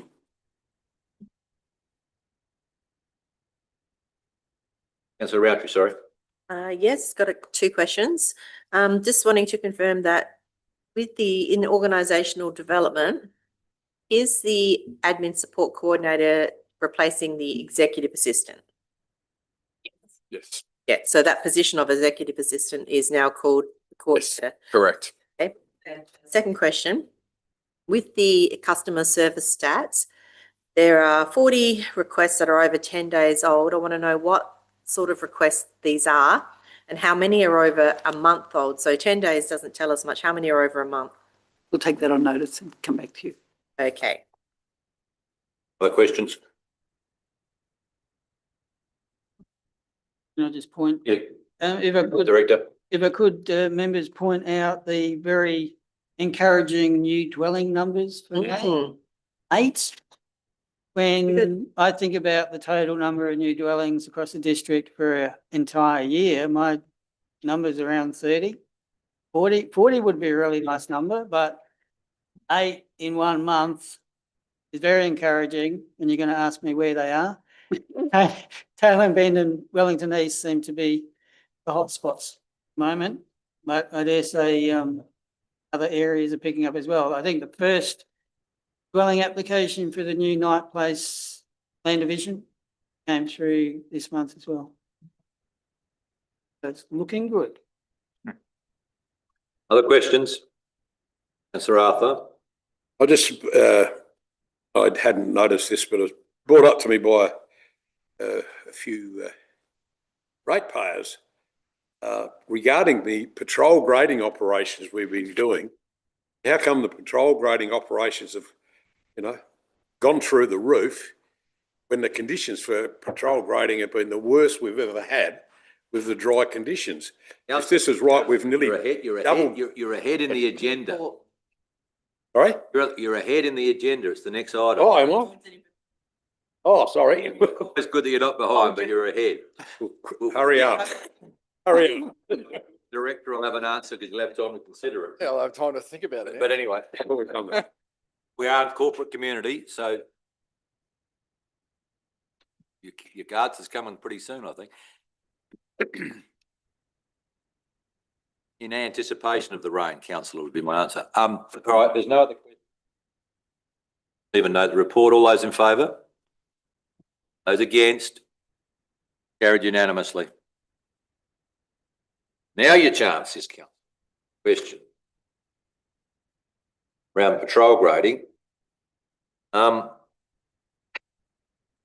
ask the question again. I think Josh knows the question. Through the chair. So this time last year, we only had, we had 2 patrol graded, we were 2 operators short. So we had one that was on an injury and we had another vacant position. So I think it hasn't gone through the roof. It's normal operations. It's just that now we've got a full contingent of staff grading the roads. So I think next year, and the report will compare the year previous with the current year. I think it will see a more steady.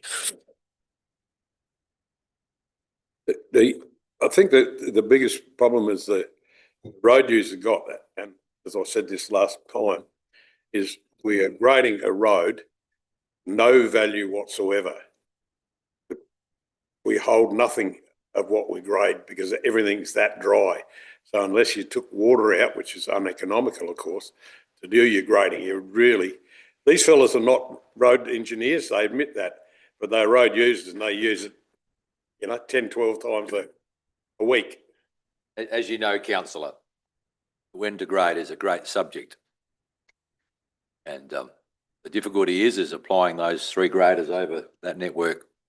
Some days it'll be too wet. Yeah. That's a real challenge. And I think we've got a bit more further work to do in committee around this. I think there's a further Yes, report yep, pending yep. only in the next 2 or 3 months around patrol grading. So perhaps we could refer that to that.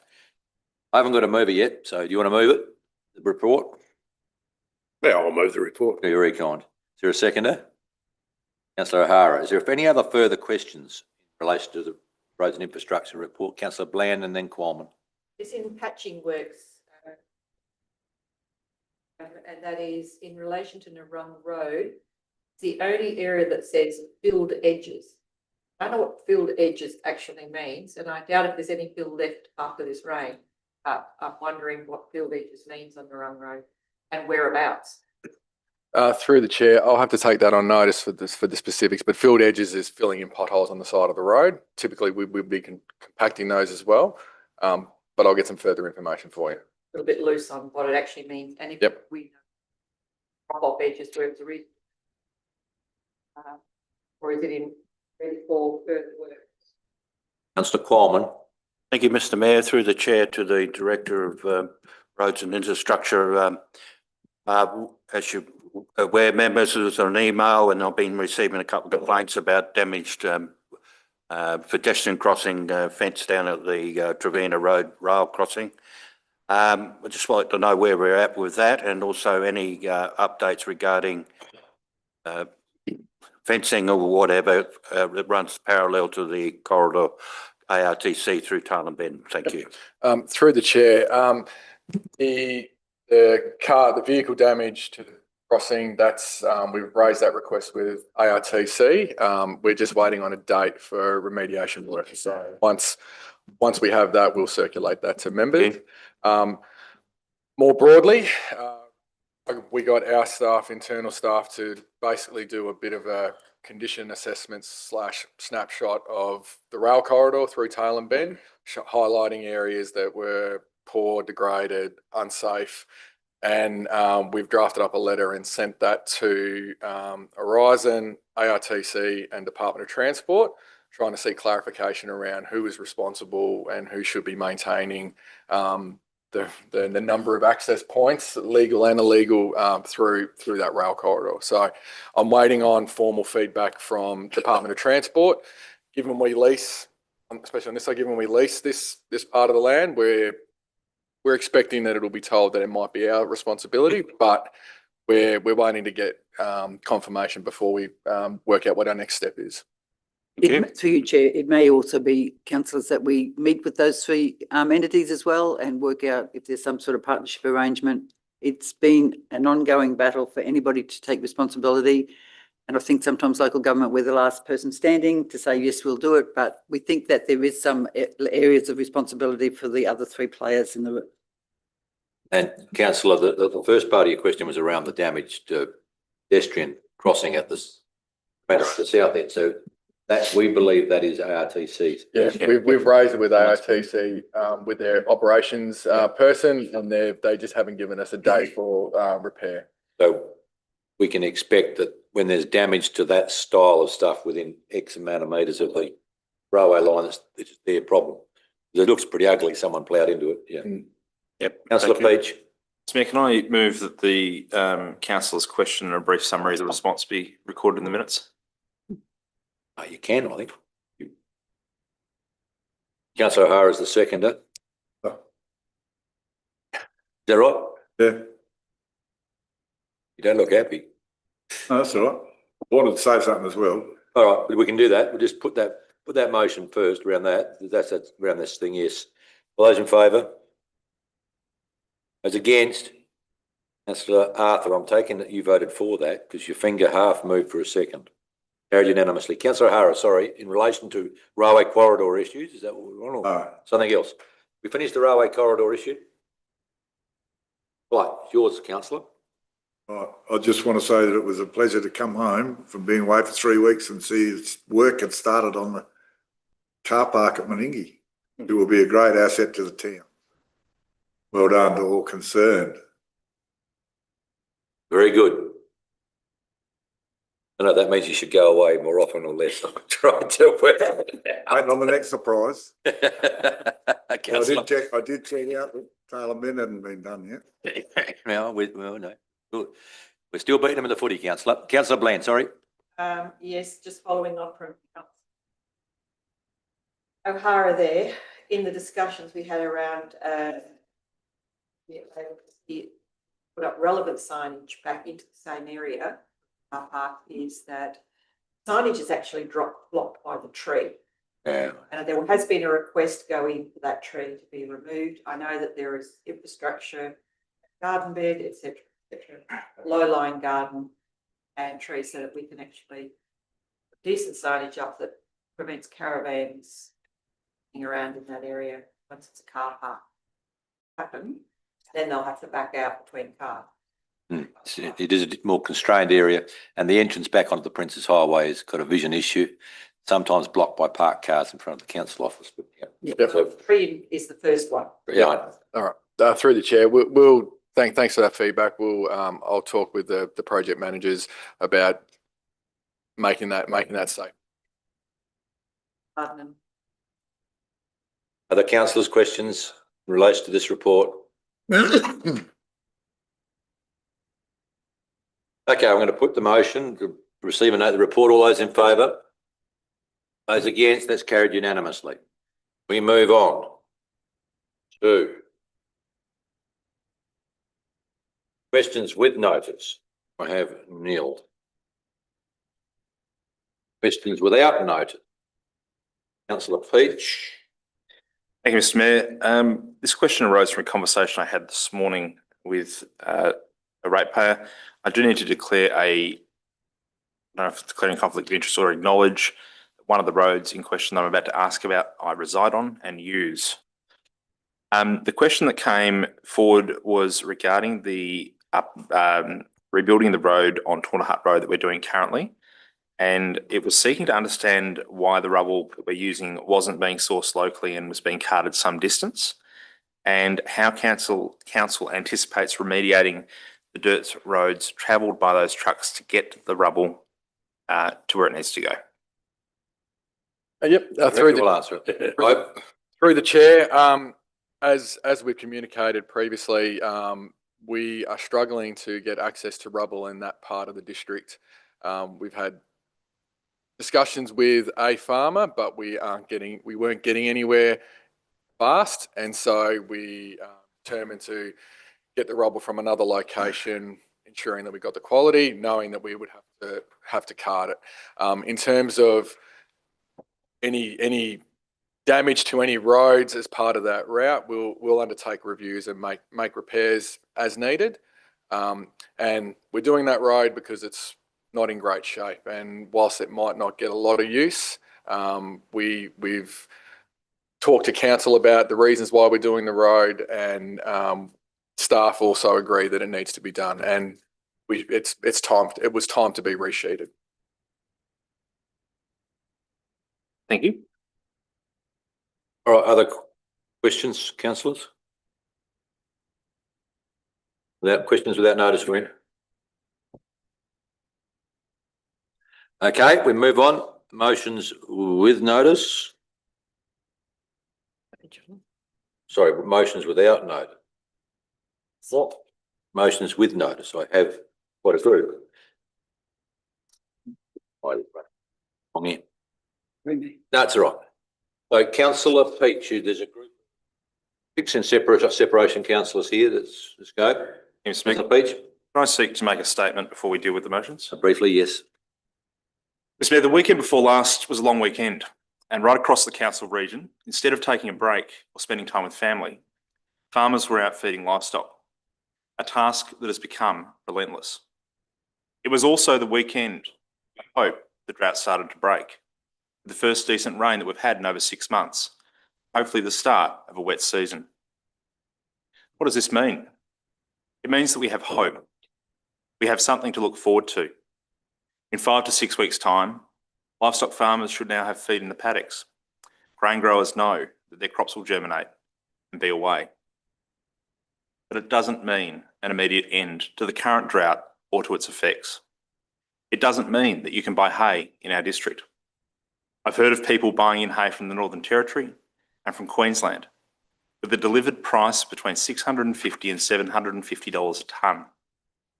This represents a horrendous doubling of already high values as farmers seek to keep livestock alive.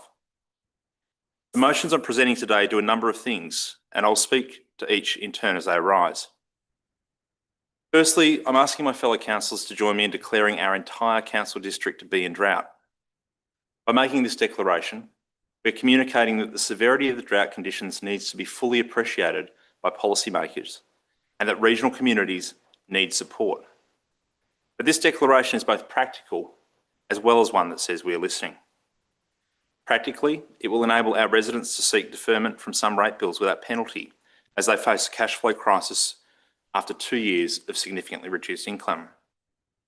Politically, this is saying that we hear you, we acknowledge you, we know that things are tough. Moving through the rest of the motions, they offer ways in which council, with its limited capacity, can help our residents navigate the effects of drought in a practical way, particularly in the next period of time before warmth and the spring takes effect. Mr. Mayor, I'd like to move the first of these motions, that council declares a drought for the purposes of clause 8.2 of our debt recovery and financial hardship policy. Thank you, councillor. Is there a seconder? Councillor Roundtree is the seconder. I'm going to deem that you actually spoke to the first motion. That's all right. Councillor Roundtree, you want to speak as a seconder? Not particularly. I think Councillor Peach has said everything that is worth saying, and I 100% agree that we need to keep moving forward on this aspect. Thank you. Other councillors? Councillor Arthur? Yep, I agree with what Councillor Peach has said about the hardship, and it is. It's at the football Saturday. It was much joy except winning, because everybody was talking. Fellas, I talking to blokes that went over $1 million on hay.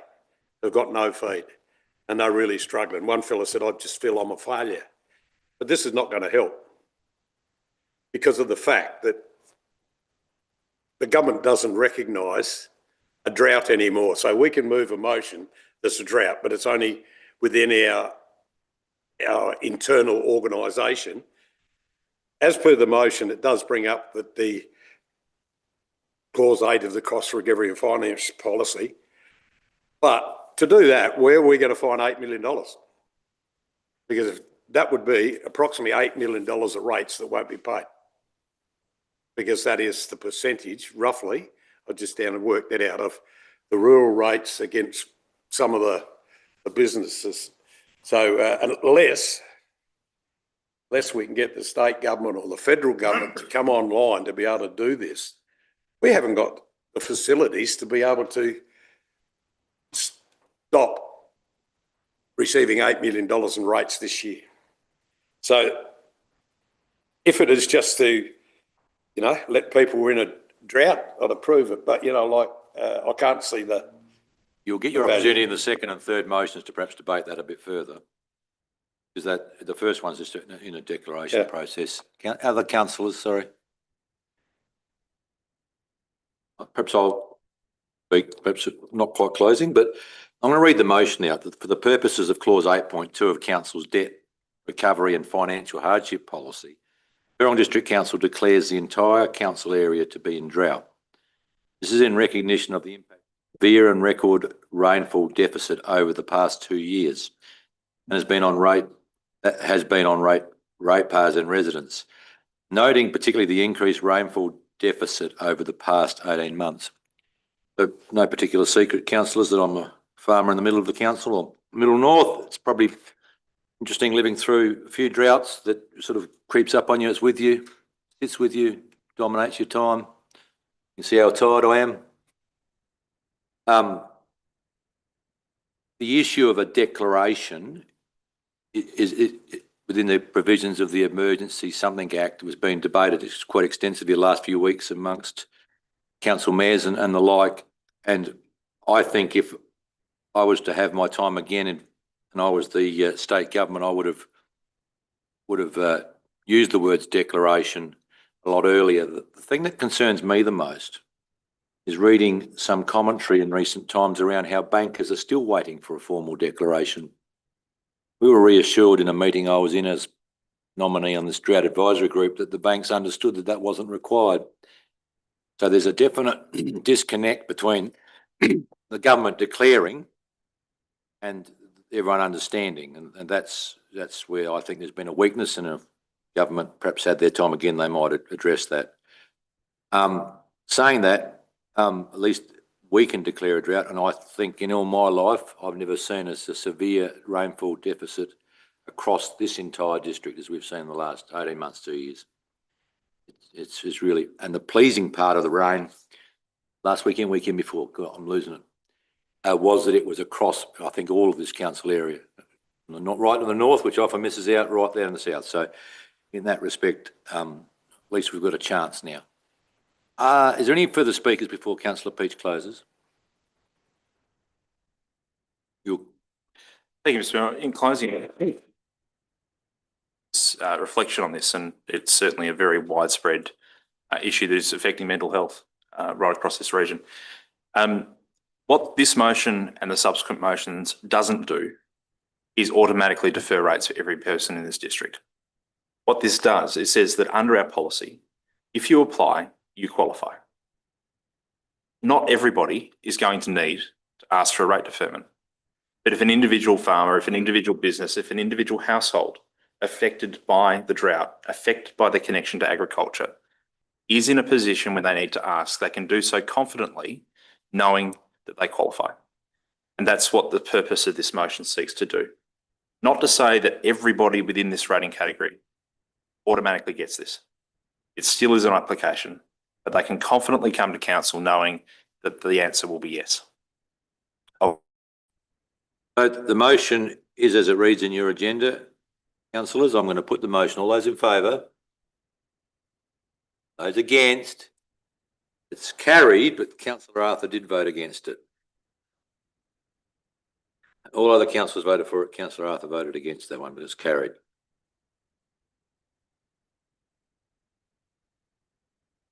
Thirteen 1-2, special circumstances rate deferment, primary production. Councillor Peach. Thank you, Mr. Mayor. I believe I've touched on this probably adequately in my previous comments, but I'll just note that this and the next motion are concurrent with each other. This identifies primary production as a rating category, being eligible to apply for rate deferment. The next motion makes sure that we don't culture within our communities, that they clearly understand that if their business and their income is connected to agriculture and connected to the impact of drought, they also can apply for deferment. So I'll move this motion. Thank you. Thank you. Is there a seconder? Councillor Yes, Arthur, you're the seconder. I'll second this. Oh, very good. Councillor Bland, did you want to speak? To ask the CEO, you've got a comment in there in relation to the motion carried by SAROC, but just sort of expand on that a little bit more. Yeah, you want to do that?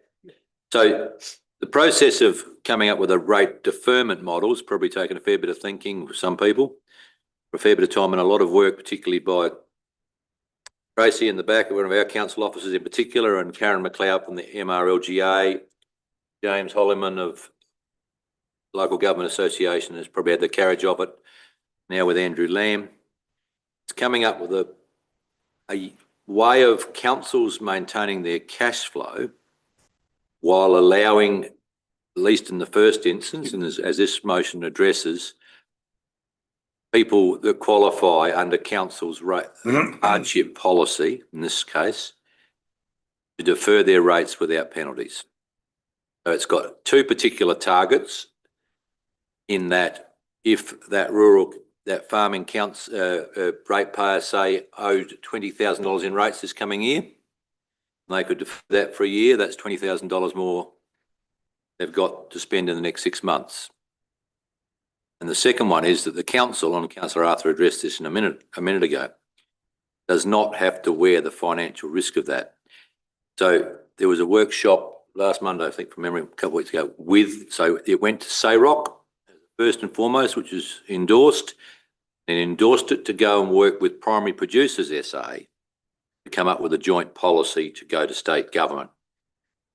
So that's in the works right now, and we've had a meeting where the we fleshed out some of the extremities of that and, you know, how that might work. You know, there's still plenty of parts of this state that are still in a very awkward position. We might be in a little bit better than most, but there's plenty of parts that are still in a very dire position. So this model, we anticipate being put forward to the state government, probably the treasurer, because if the state will pay the interest on the money foregone by deferring rates, and also to a degree, not where's the risk, because rates are a secured debt in effect. If they do that, it will, and one of the important parts of this process is that councils will not be impeded in borrowing money for other projects normally. There's some councils in the state have quite big infrastructure programs and they don't want this to impinge on that. So we'd expect the next 3 or 4 weeks a model, and I think it'll be circulated, I understand, probably to councils in the rural areas at least, around proving it up before we go to state government. It'd be fair to say that Councillor Mayor Patrick Ross of Naracoorte Lucendale and probably myself have been the two that have made sure we mention this in public statements. You can argue that we're ahead of the game, or you can argue that we're encouraging the state to consider it. So just to follow up on that, the assumption is that this workup will be done across the board within a month, and within 2 months, hopefully we'll see something from state government. I'm saying hopefully. That's the second assumption is the more interesting one, yes. And I think my thoughts are around what do you do if state government ignores it? Yeah. People said to me a year ago, what are you going to do about the drought? And I suppose there's been a lot of thinking go into how this can deal with the critics of it. And if there's a constant theme from primary producers around perhaps their disproportionate paying of council rates by the fact they have large capital values, and how is the state assisting local government manage this through through what could become a cash flow issue for us? It's not fine for council, but it's not all the ratepayer for us people to get behind their rates. But the real issue for rural councils, including ours, is doesn't matter if they're behind in the rates per se, it's the cash we haven't got, as Councillor Arthur's identified. So it's trying to address two principal issues: putting money back into rural communities and keeping councils operating. Probably the two principal ways I'd say the design of this has come about. I'd hope in the next few weeks we'll see a final draft. In fact, I saw an email to that effect yesterday or the day before. But yeah, and there was considerable discussion in SAROC. I attended as the nominee to SAROC. I'm no longer on it, around how wide this should be in terms of definitely into perhaps in particularly the commercial groups of properties, which the next motion I notice refers to, but some people even felt it should go look at residential properties in country areas. I just say that can always be dealt with residential properties under a hardship policy anyway. Just looking at the CEO to confirm that. I was just going to suggest, and I'm hearing Councillor Bland's concerns, I wonder if the second dot point there was intended to be a mechanism to pause so that we would look at what the states were doing, but also to ensure that they were looking at what we were doing. I wonder if it should be implemented or not implemented. I think it needs to have two triggers there for councillors, for us to bring back to you as a body to have a look at what that means. So can I suggest Councillor Peach? I'm happy to vary that to that effect, yes. Councillor Arthur, are you happy with that little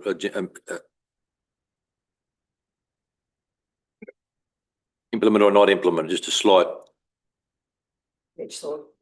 thing addressing councillor. So, councillors, the most recent information around the dollars of rural rates paid in the state, we understand is a bit over 200 million. If you accept that 20% of people, and we've debated some of this work on deferments during COVID and other sort of models where people have been under stress, but just say 20% of that rate dollars could not be paid in the next 12 months, or would be better if it wasn't paid to help rural areas.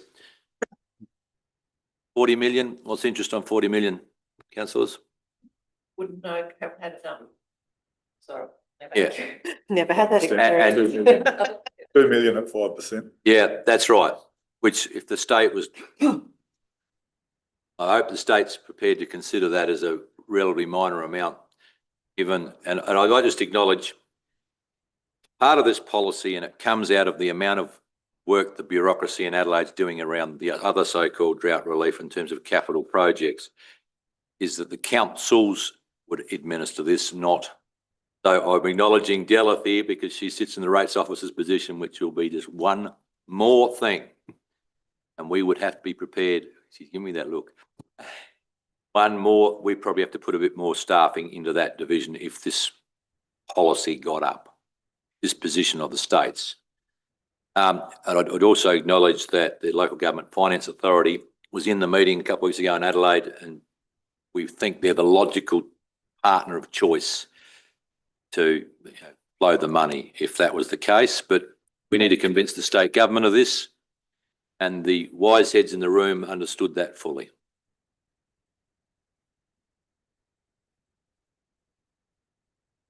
She's still got that look. Okay, I'm still in debate, but I've got, with a small change, that moved Councillor Peach, seconded Councillor Arthur, 13-1-2. Any further debate? Councillor Peach, you'll close. Mr Mayor, in closing, I'd just like to thank administration for working with me on the wording around this, and it was certainly the intent as we draft that whatever the outcome of this was, it was for immediate impact and immediate action within our council area, but it also meant that should the state government, and as we hope they do, and I hope this puts more pressure on them to do that, this is a chicken and egg situation, that we will then be able to pivot without having to come back to chamber to deal with it. So thank you, Mr Mayor. I'll close. Thank you. The motion with that slight addition of words is in front of you, councillors. I put the motion. All those against, that's carried unanimously. We'll go to 13. Where's it gone?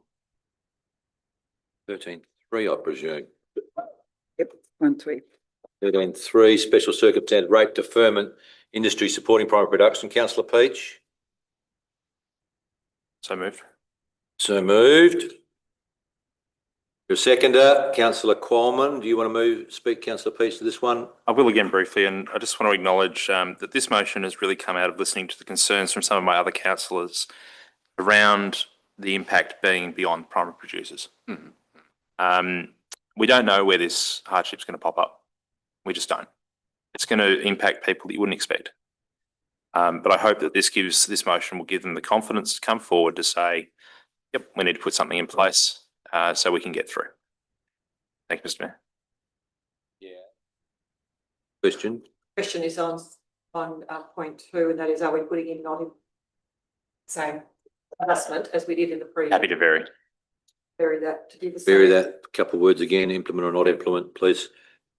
Councillor, yep. Qualman, you want to speak? You're happy with all that? Yes. Any other discussion, councillors, debate? All right, there be none, you'll close. Close. Put the motion with that slight change. Again, councillors, all those in favour? Those against, that's carried unanimously. Before roadside livestock grazing, Councillor Peach. So moved. You're a seconder. Councillor Bland is the seconder. Councillor Peach, I think we might want to speak to this one. I'll speak to this one. Mr Mayor, this is a simple motion that shouldn't cost council anything. What it does is acknowledge that for a finite period of time, and this is really looking at that feed gap situation going forward, those that are responsible for livestock in our council area can seek to graze them on the edge of the road. And that this will be an automatic permitted process, that the action of the chamber in approving this motion would be that that person would be considered to permit for that reason. The motion is quite clear that in order for that to occur, that person is responsible to hold liability insurance, and that they need to abide by the Department of Infrastructure and Transport Stock on Roads operational instructions, which are quite detailed and outline things such as signage, daylight hours, and all those other little things that might be of concern. So I'll put forward the motion. I note that the CEO's comment regarding the biodiversity bill, depending on when that was passed, that may trigger the need to look at this again. But I think in the meantime, it's an action that we all know is already being undertaken across the council area, and this is making sure that those people are in a position that they have approval to do so, very simply. Thank you, Mr Mayor. Councillor Bland, you wish to speak? No, I actually agree pretty much with this. It's happening. Tidy it up and make sure people are aware of basically some expectations around it, but also that we can get on with it for that approximately 6-8 week gap. Hopefully it's only that, and people can get back to feed in their paddocks. Arthur? Yeah, Mr Mayor, this actually was a fairly big talking point Saturday. We're sending it out early on the emails. Some people are for it, as long as you stay within your property Frontage. fence line on the roadway. The biggest complaint that people were worried about is because the amount of hay that's coming into this area, and no one knows what sort of weeds are in. That are people that have actually done a lot of work, cleaned up the reeds on their roadside, could be possibly hit again now, particularly. There's, I think there's 4 farms that I know that are actually being declared wheat free. It takes a lot to do that. So that was the first thing. The other thing is, are we allowed to give this permission without inspecting it for native plants? Because that's what we were supposed to do. The investigation back in 2012, I believe it was, with the Glenelg National Trust, to do every road in the area. So then we could, say they were free of natives and all that sort of thing. So are we obliged to do that? And if that would be at our cost? And as I said, the main thing is let them graze their own area. That's fine, but they don't want it coming into the areas where they've got it weed free. That's where you made. We have had a long discussion. This probably occupied our most thinking time, given the Native Veg Act and the point you're raising, Councillor Arthur. We think that we are able to manage it by knowing who will be applying or who will be doing this grazing, so that there will be a set of circumstances or a checklist that people will have to sign still, because I don't think we can get away with a carte blanche type of arrangement. If it was for any longer than for the 30th of September, we'd probably have to go back to having a much more rigid process, but we do know it's happening, and this was a way of balancing the requirements under the state law, the concerns that you have around weeds. Weeds occupied a lot of our conversation, and so I suppose it's about knowing who's doing what, where, and we could give some guidance around that if we thought there was an issue of the type that you were alluding to. It's not going to be foolproof or easy, but it's for a short period, and we know that people are doing it now, so we were trying to balance the needs of the community versus what we know are some significant issues around weeds and native veg. Can I just make a comment there? We had a certain area that was prolific for roadside grading, and he was actually told to get them off the road and not put them back on the road. And that was some 3 years ago. And he hasn't since, and there was the person who were involved in it, the police and everybody. And our weeds and, I don't know what he's called, that was involved. So if they're doing the wrong thing, they're doing the wrong thing and should be, charged or whatever. I will say, councillors, through you, Mayor, we don't have capacity for compliance in this area. We have one compliance officer, so there will be some reliance. We looked at the risk. There is a risk to it. We rated that as being manageable, but it will be on a risk-based approach because we don't have compliance activity in this area and we don't have the capacity. Councillor Arthur, do you want to add anything to point 1 around perhaps adjoining their property? Sorry, Mr Mayor, I wouldn't accept a variation along that line unless it also stipulated with permission of other landholders.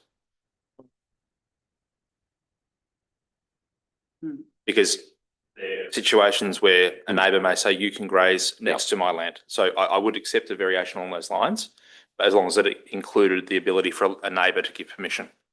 In reworking point 1, how would you word that? That's sensible, because if one side of the road's weed free, the other side is normally too. If one side's full of it, so is the other side. Oh, and And it's that is also the biggest, that is the biggest. a transverse, so that it could be, yeah. Yeah. I'm going to ask the mover just if he's prepared to entertain that. Oh, councillor Peach is prepared. Yeah, so I'm happy to add there, adjacent to land operated by that, or with permission of landowner adjoining the roadside. With permission of landowner adjoining the roadside, so it captures people. Yeah, parallel or transverse. Yep. I think that picks up what you want, councillor. Is the seconder happy with that? Understanding what that means? Yes. Is it a yes? It's a yes, I was just reading it, but yes, I have Landowner, not S, adjoining. What you're really saying, councillor, is some people will wish to graze a bit more than the bit adjoining to them, and some will not need to. That's what you're saying. And Mr. Mayor, if I may just comment too, that when I did draft this, I'm aware of the biosecurity concern. Yeah. However, we have a general right to move livestock as a roadway, which does create an inherent biosecurity risk. This is talking about grazing. So if I was going to move stock between a property and another one that's 5 kilometres away, I can walk those cattle or those sheep that entire way without needing permission. This is talking about a separate issue, so I'm more than happy to add that clarification. Yeah. Okay. Sorry. No. Yep. Okay, so the motion has been varied, not amended. Anyone else wish to enter debate? Councillor Maidman. Thank you. For you, just a quick question regarding, might be a silly question, but anyway, we're promoting or allowing livestock to graze on council roads. Now, if they eat a weed that's toxic to them and they die, are we liable for it? No, they did. We're not. No compensation to the landholder. The very big kangaroo on my driveway this morning. I'd like to meet his maker, I can guarantee you. That's not what I asked. I know. He seems to be immune to anything. Through the chair, No, we're not. there will be a tick box that indemnifies council of any such. Okay. Thank you. Needed that put out there. Thank you. One of the And- more challenging parts of this drought, sorry, councillor, is the amount of kangaroo that are just everywhere and wrecking fences, just Yeah. searching around for anything. They're just wrecking everything. They're hungry. I'm trying to wreck the front of my cars. Sorry. Another quick little one, because I've never been on the land, just in relation to you, councillor Peach, about what you said just then, allowing you have the right to move your stock wherever you need to or have to, whatever. Do you have to stick to the old stock routes, or does it any public road? No, so South Australia doesn't have stock routes as far as I'm aware. It's Yes, very it much New does. South, sorry? They do, as far as I know, but anyway. Not formal anymore. New South Wales still does. Okay. But no, the state legislation says that we can on a public road. Yep. That's when under the city, you'll actually see a sign that says no livestock on road. So even the highway, Yep. at Keith, when they do the off-shear sale, they take the sheep across the highway, down the highway, and out the other side. Yeah. Yeah. Yeah. Late councillor Keith Scobie always said that every road in South Australia is a stock route. Okay. It was an interesting I discussion. just wanted that in a public domain as well, for anybody that might be listening. Thank you. Through you, Mr Mayor. Yep, councillor O'Hara. I mean, I've actually got a photo at home of when DI's own, Metro's own DI's and that, of 3 gentlemen taking 7,000 wethers up Main Street of Meningie. They took them from one side of town out to Warrangi. It's a stock room. And they did that quite often. They were with the export. In the good old days, councillor. And the local carrier missed out. I'm sure he wanted to load 300 wethers at a time. Okay, councillors, I'm waxing off here. The motion has been, just had that slight change. I'm at the point, if everyone has thought they've spoken, councillor Peach. Close. The motion is, as you read on the screen, with that little bit about the permission of the landowner adjoining the roadside. All those in favour, please. Those against, that's carried unanimously. Water standpipes, 1315. We just want an explanation, please, and you see it in the Chief Executive's comment around where we're at with the state government offer, I suppose, to fund water standpipe upgrades. Josh or CEO or Tracy, please. So yesterday I would have given you one answer. Today I'm giving you another because we've had an update. So Tracy and the team from Josh's department have been working very closely. There has been a grant made available for the upgrade of standpipes across South Australia. We've identified, to be perfectly frank, we weren't quite sure where some of these were or what they were used for, but we now know we've got 7 across the district. 4 of them are connected to SA Water, and 3 of them, I think 2 of them are underground water, and 1 of them is Reclaimed water. reclaimed water. Thank you. So apart from the 4 SA Water ones, the quality out of the other 3 are variable and may not be for human consumption or even for animals. They may be just for irrigation. So we are working with the state to take advantage of their grant opportunity to upgrade these infrastructure. We're working through that now at the moment. We had put in a grant application for 4 of them and we were going to do the other 3. They've come back to us and said do the whole 7 together. So we're just going back to have a look at what that might look like. We're not sure that the amount that is available per standpipe will fully upgrade the infrastructure, but we want to take the opportunity because these are things we'll have around for a while yet. The intent is at the end of the day that most of these are locked facilities now, but the intent at the end of the day will be that there will be a swipe card and a user pay, particularly on the SA Water ones. But that won't transpire during this period. So if you're wanting to have a motion such as this to allow access to those because of the water's not accessible at the moment, then that's perfectly fine. We also will need some contact from any persons who want to use them because we need to be able to point them in the direction of which one is the most appropriate for what their needs are, bearing in mind that some of them aren't fit for human consumption or for animal use either. So I think I've just said that. So it's really, I'm happy to keep you updated about that out of session. But they're there now at the moment to be used, and I am aware that they are being used for varying things. And we have a couple, the one in Tinty is used by a private company. The one in Meningie is also used in a variety of ways. And so it gave us the opportunity to have an audit of what we've got, but also it allows for this particular motion to allow us to be enabled so people can use them when they need to.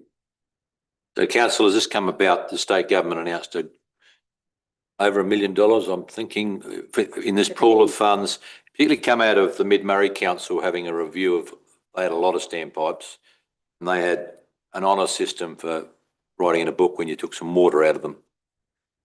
And they were making a substantial loss out of that honour system. And so they'd already started the work on making them swap and go, as I call it, like we do, for example, at Canalpin Caravan Park. So the state government's put some money behind it. I think it'd be prudent for us to continue to look at how we automate that so that we don't get a call at 4:45 on a Friday to come and unlock a standpipe. My observations from the watering hole on the main street of this town is that some people have found the tap across the road near the railway station filling up water carrying vessels. So in the midterm, it would be prudent. I had to stay there for a while, Councillor. It would be prudent for us to automate these like everything else now in this world. I think taking into account there are some commercial operators that use these at the moment, and we need to go through that process. I would expect that fund, and I'm just interested in the state's response, is probably not being rushed for that $1 million. I suspect we will be in a position, if we were happy to go ahead with it, even if it cost us a little bit in addition. And I think we're talking 17,000 and something per standpipe from the state at this stage. It'd be a useful time to upgrade them where we sit at the moment. That doesn't change that would allow people to go on accessing this under this motion until the 30th of September at no cost. Councillor Peach. Thank you, Mr Mayor. I'll move. We'll move that way. For a seconder, councillor Qualman. Thank you, Mr. Mayor. I don't anticipate that this will actually be overly used going forward. We are very fortunate, as I mentioned before, we've had a decent rain. And looking at the forecast before now and the end of June, it looks like we may continue to get rainfall. Really? Be fantastic. But this does mean that we do acknowledge that there has been significant issues with water, particularly in the last 3 months. I'm aware of individual households that have spent over $1,000 in that period of time trucking in water. So it's a small step. Again, it's got that end date, 30th of September, and I support the motion. Thank you. Councillor Qualman, you want to add? Councillor, just want to say, Mr. Mayor, Councillor Peach described it perfectly. Thank you. Thank you. Any other councillors? Mr Mayor, just on this particular point, there's been water being carted for months and months and months. In fact, one contractor's had a truck going on it and they pay for it. They get it out of the SA water main. So why should we be paying for someone else? You know, so my water bill for my house this year's nearly $700 when it's normally $2. Do I get a rebate? Have I gone down? So that's where, you know, I'm looking at the equity of this. And there's a lot of people from now on, hopefully, it won't matter. But there's been a lot of people that spent a lot of money carting water already. I acknowledge what you're saying. I see that's an opportunity to bring that back to some equitable level, because at the moment there's no, as best we can understand, direct way that we can charge for people using our standpipes. Well, our standpipes just open, are they? Sometimes there's. No, Just holers bowlers. no, they're locked. All right. Yeah, and but there's a variety of keys, different locks on them, and we're not, as I said, we know like ones like Tintinara and Cook Plains, they're accessed by commercial entities and they pay those water bills directly. But then there's others that some of our contractors got access to them, and we're not sure who else. So through you, Mayor, it's an opportunity to tidy up what's actually happening there. The motion as it sits is manageable if that's what the chamber wants to do. But at some point, once we do the upgrade to the infrastructure, they will have swipe and go on them, which makes it easier for everybody to either access them. The regulars will. If you're not a regular, then you would still have to contact council about access to them. Yeah, it's funny in a way because they don't use the sandpipe to fill water up to cart it down there. They use it by the CFS shed because it's about 5 times faster. But they have go through the plug and it's metered what comes out. That's right. So that some contractors, including council, has a metered hydrant. So that's different. This is around standpipes in effect, in the main. Righto. Any other person wishing to add to Being none, you're closed, councillor. Close. With the motion as it reads, councillors, all those in favour? No. Was that a yes or a no, councillor? I'm against. Freebies, everyone pays. That's carried with councillor Arthur voting against it, but the other 6 councillors voting for it. My last one, I think, councillor, is water delivery support. Thank you, Mr. Mayor. Speak to this, please. I will. The purpose of this motion is to see if council can act in a role of facilitation. So this isn't something that should come at any cost to council. This is really looking at the fact that there are fodder sources currently available at some distance, including the west, where rail freight may be an option, but for an individual farmer to access that may not be doable. So the point of this motion, see if there is a way that council can bring a group of people together to access that, or if there's any other aspect that we might be able to assist. So it's really just asking the staff to explore this and see if there is a way that we can assist primary producers access water. Thank you, Mr. Mayor. Moved. Is there a seconder? Councillor Roundtree is the seconder. You wish to speak to it, councillor? No, I think it's very good to start looking at other options and seeing what's out there, so I support it. Now the councillor wish to speak for or against. Councillor O'Hara? Yeah, I don't agree with this. I think it's a farmers group could get themselves together and organise it. I don't think it's the job of the council. I mean, we're already giving them rate relief and we're giving them water now as well. Now they want us to organise their trucks for them as well. Ooh. They've got to do something themselves, I'm afraid. Other councillors, Councillor Maidman. Yes, thank you, Mayor, through you. There's actually already groups that do this, isn't there? There was a big run the other day. It was Mid-North. It wasn't our. So those groups are facility, but donating, sorry, through you, Mr Mayor, those groups are providing donated hay. they're still sourcing fodder for other farms. I think farmers would know about those groups already, wouldn't they? You'd have agree with Councillor O'Hara a little bit on this one. So, yeah, just throwing that question. Yeah, so I suppose, if I may, the driver behind this was not so much about road freight as it was about rail, and whether there was access to that, particularly out of the west. Because I don't see that as being something that an individual farmer can do. I think Councillor O'Hara is correct that farmer groups could look to do this, but I thought this is somewhere we could help perhaps facilitate, not coordinate, facilitate. So councillors, I suppose there is hay being brought from Western Australia by the local carriers right now. From some areas, there's been a review of the biosecurity issues around some hay areas from Western Australia. I'm aware that some of the pelletising feed mills, A, they're flat out, but B, they're considering this option, whether it's rail or road.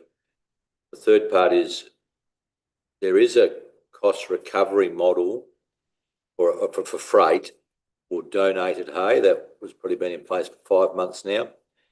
And I understand that's a certain charitable group, but I understand now that the South Australian Dairy Farmers Association is considered charitable group for the organisation of that hay.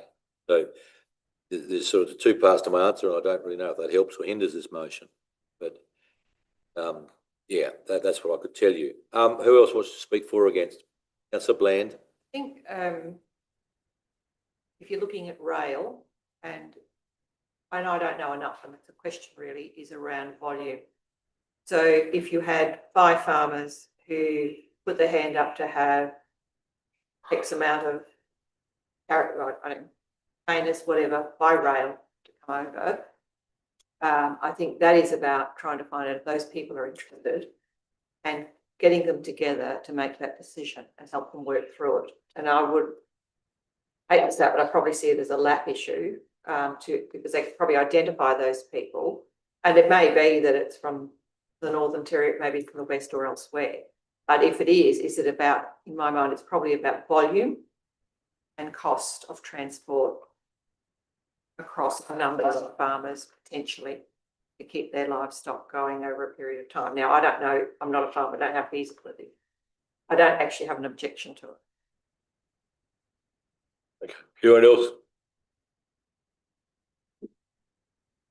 Councillor Arthur. Mr Mayor, I sort of lose train of thought with this motion unless it really only applies to the donated hay sort of thing where the hay runners are like, you know, for example, certain fellas got two road trains of hay coming on Thursday from Katherine. They are organised, you know, there's probably been 50 loads, road train loads out of New South Wales come down into this area. So they're organising, but the only thing you need, I would have thought this was a facility where you could actually drop the hay and work from. Other than that, yeah, I don't know why it would, because most of it goes direct on farm. I've already, and it's individuals buying or 2 or 3 together for the bigger loads. Yep. We're still in debate, councillors. Anyone else wish to join it? Being none, Councillor Peach, you'll close. Thank you, Mr Mayor. I think the point that Councillor Bland made was where my mind was at with this around the lap. This is probably something that fit within that purview a little. And as I said, it is a bit of a broad motion, and I did do that. But the narrowness of where my thought process was more around rail transport from interstate. But this is something that we could bring farmers together to syndicate to do that And if that was something that the lab was able to facilitate, would have been a potentially good idea. So that was where the intent behind the motion was. Thank you, Mr. Mayor. Thank you. Councillors, the motion is as it reads. I'm going to put the motion. All those in favour? Those against? Motion is lost with councillors Peach, Roundtree, I think councillor Bland, you voted for it? Thank you, sorry. Voting for it, and councillors Arthur, O'Hara, Maidman and Qualman against it. The motion is lost. Thank you, councillors, for your consideration of those 6 items. It's good. A little bit of a back to fronter in it, so I have omitted to ask for motions without notice.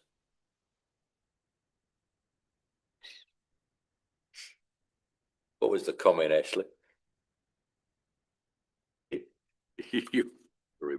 There is none. Minute action list, councillors, the last thing on the public agenda today.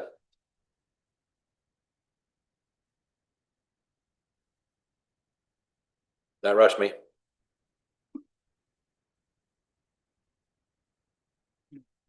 You've got about another 5 seconds.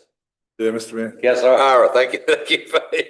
231/24. What has happened with the surplus trains? Has anything happened or? Oh, So through you, Mayor. yes, you can go with that one, yes. We got excited for about 2 minutes thinking a council in the Riverland may want to buy them, but once I spoke to the CEO, it was not an option for them. He wasn't exactly The- where he was. Cost that we have had to remove them is not within our budget at the moment. So what we're going to do is just give it a try and put them up onto our auction site, as is, where is, to be removed, and just see what interest we get. And we're just in the process of working with the auction site now to do that. And councillor, you'd be aware that one carriage, which we refer to yes, as number 7, Has gone. was not really ours, and so we pursued that being removed anyway. It was removed.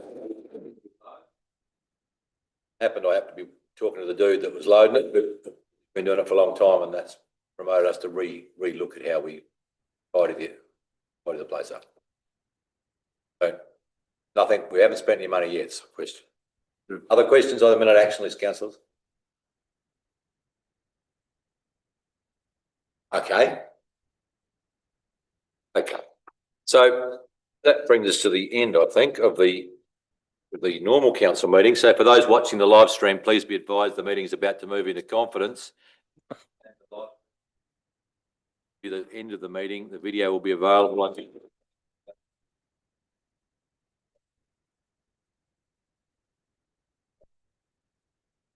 Thank you for coming.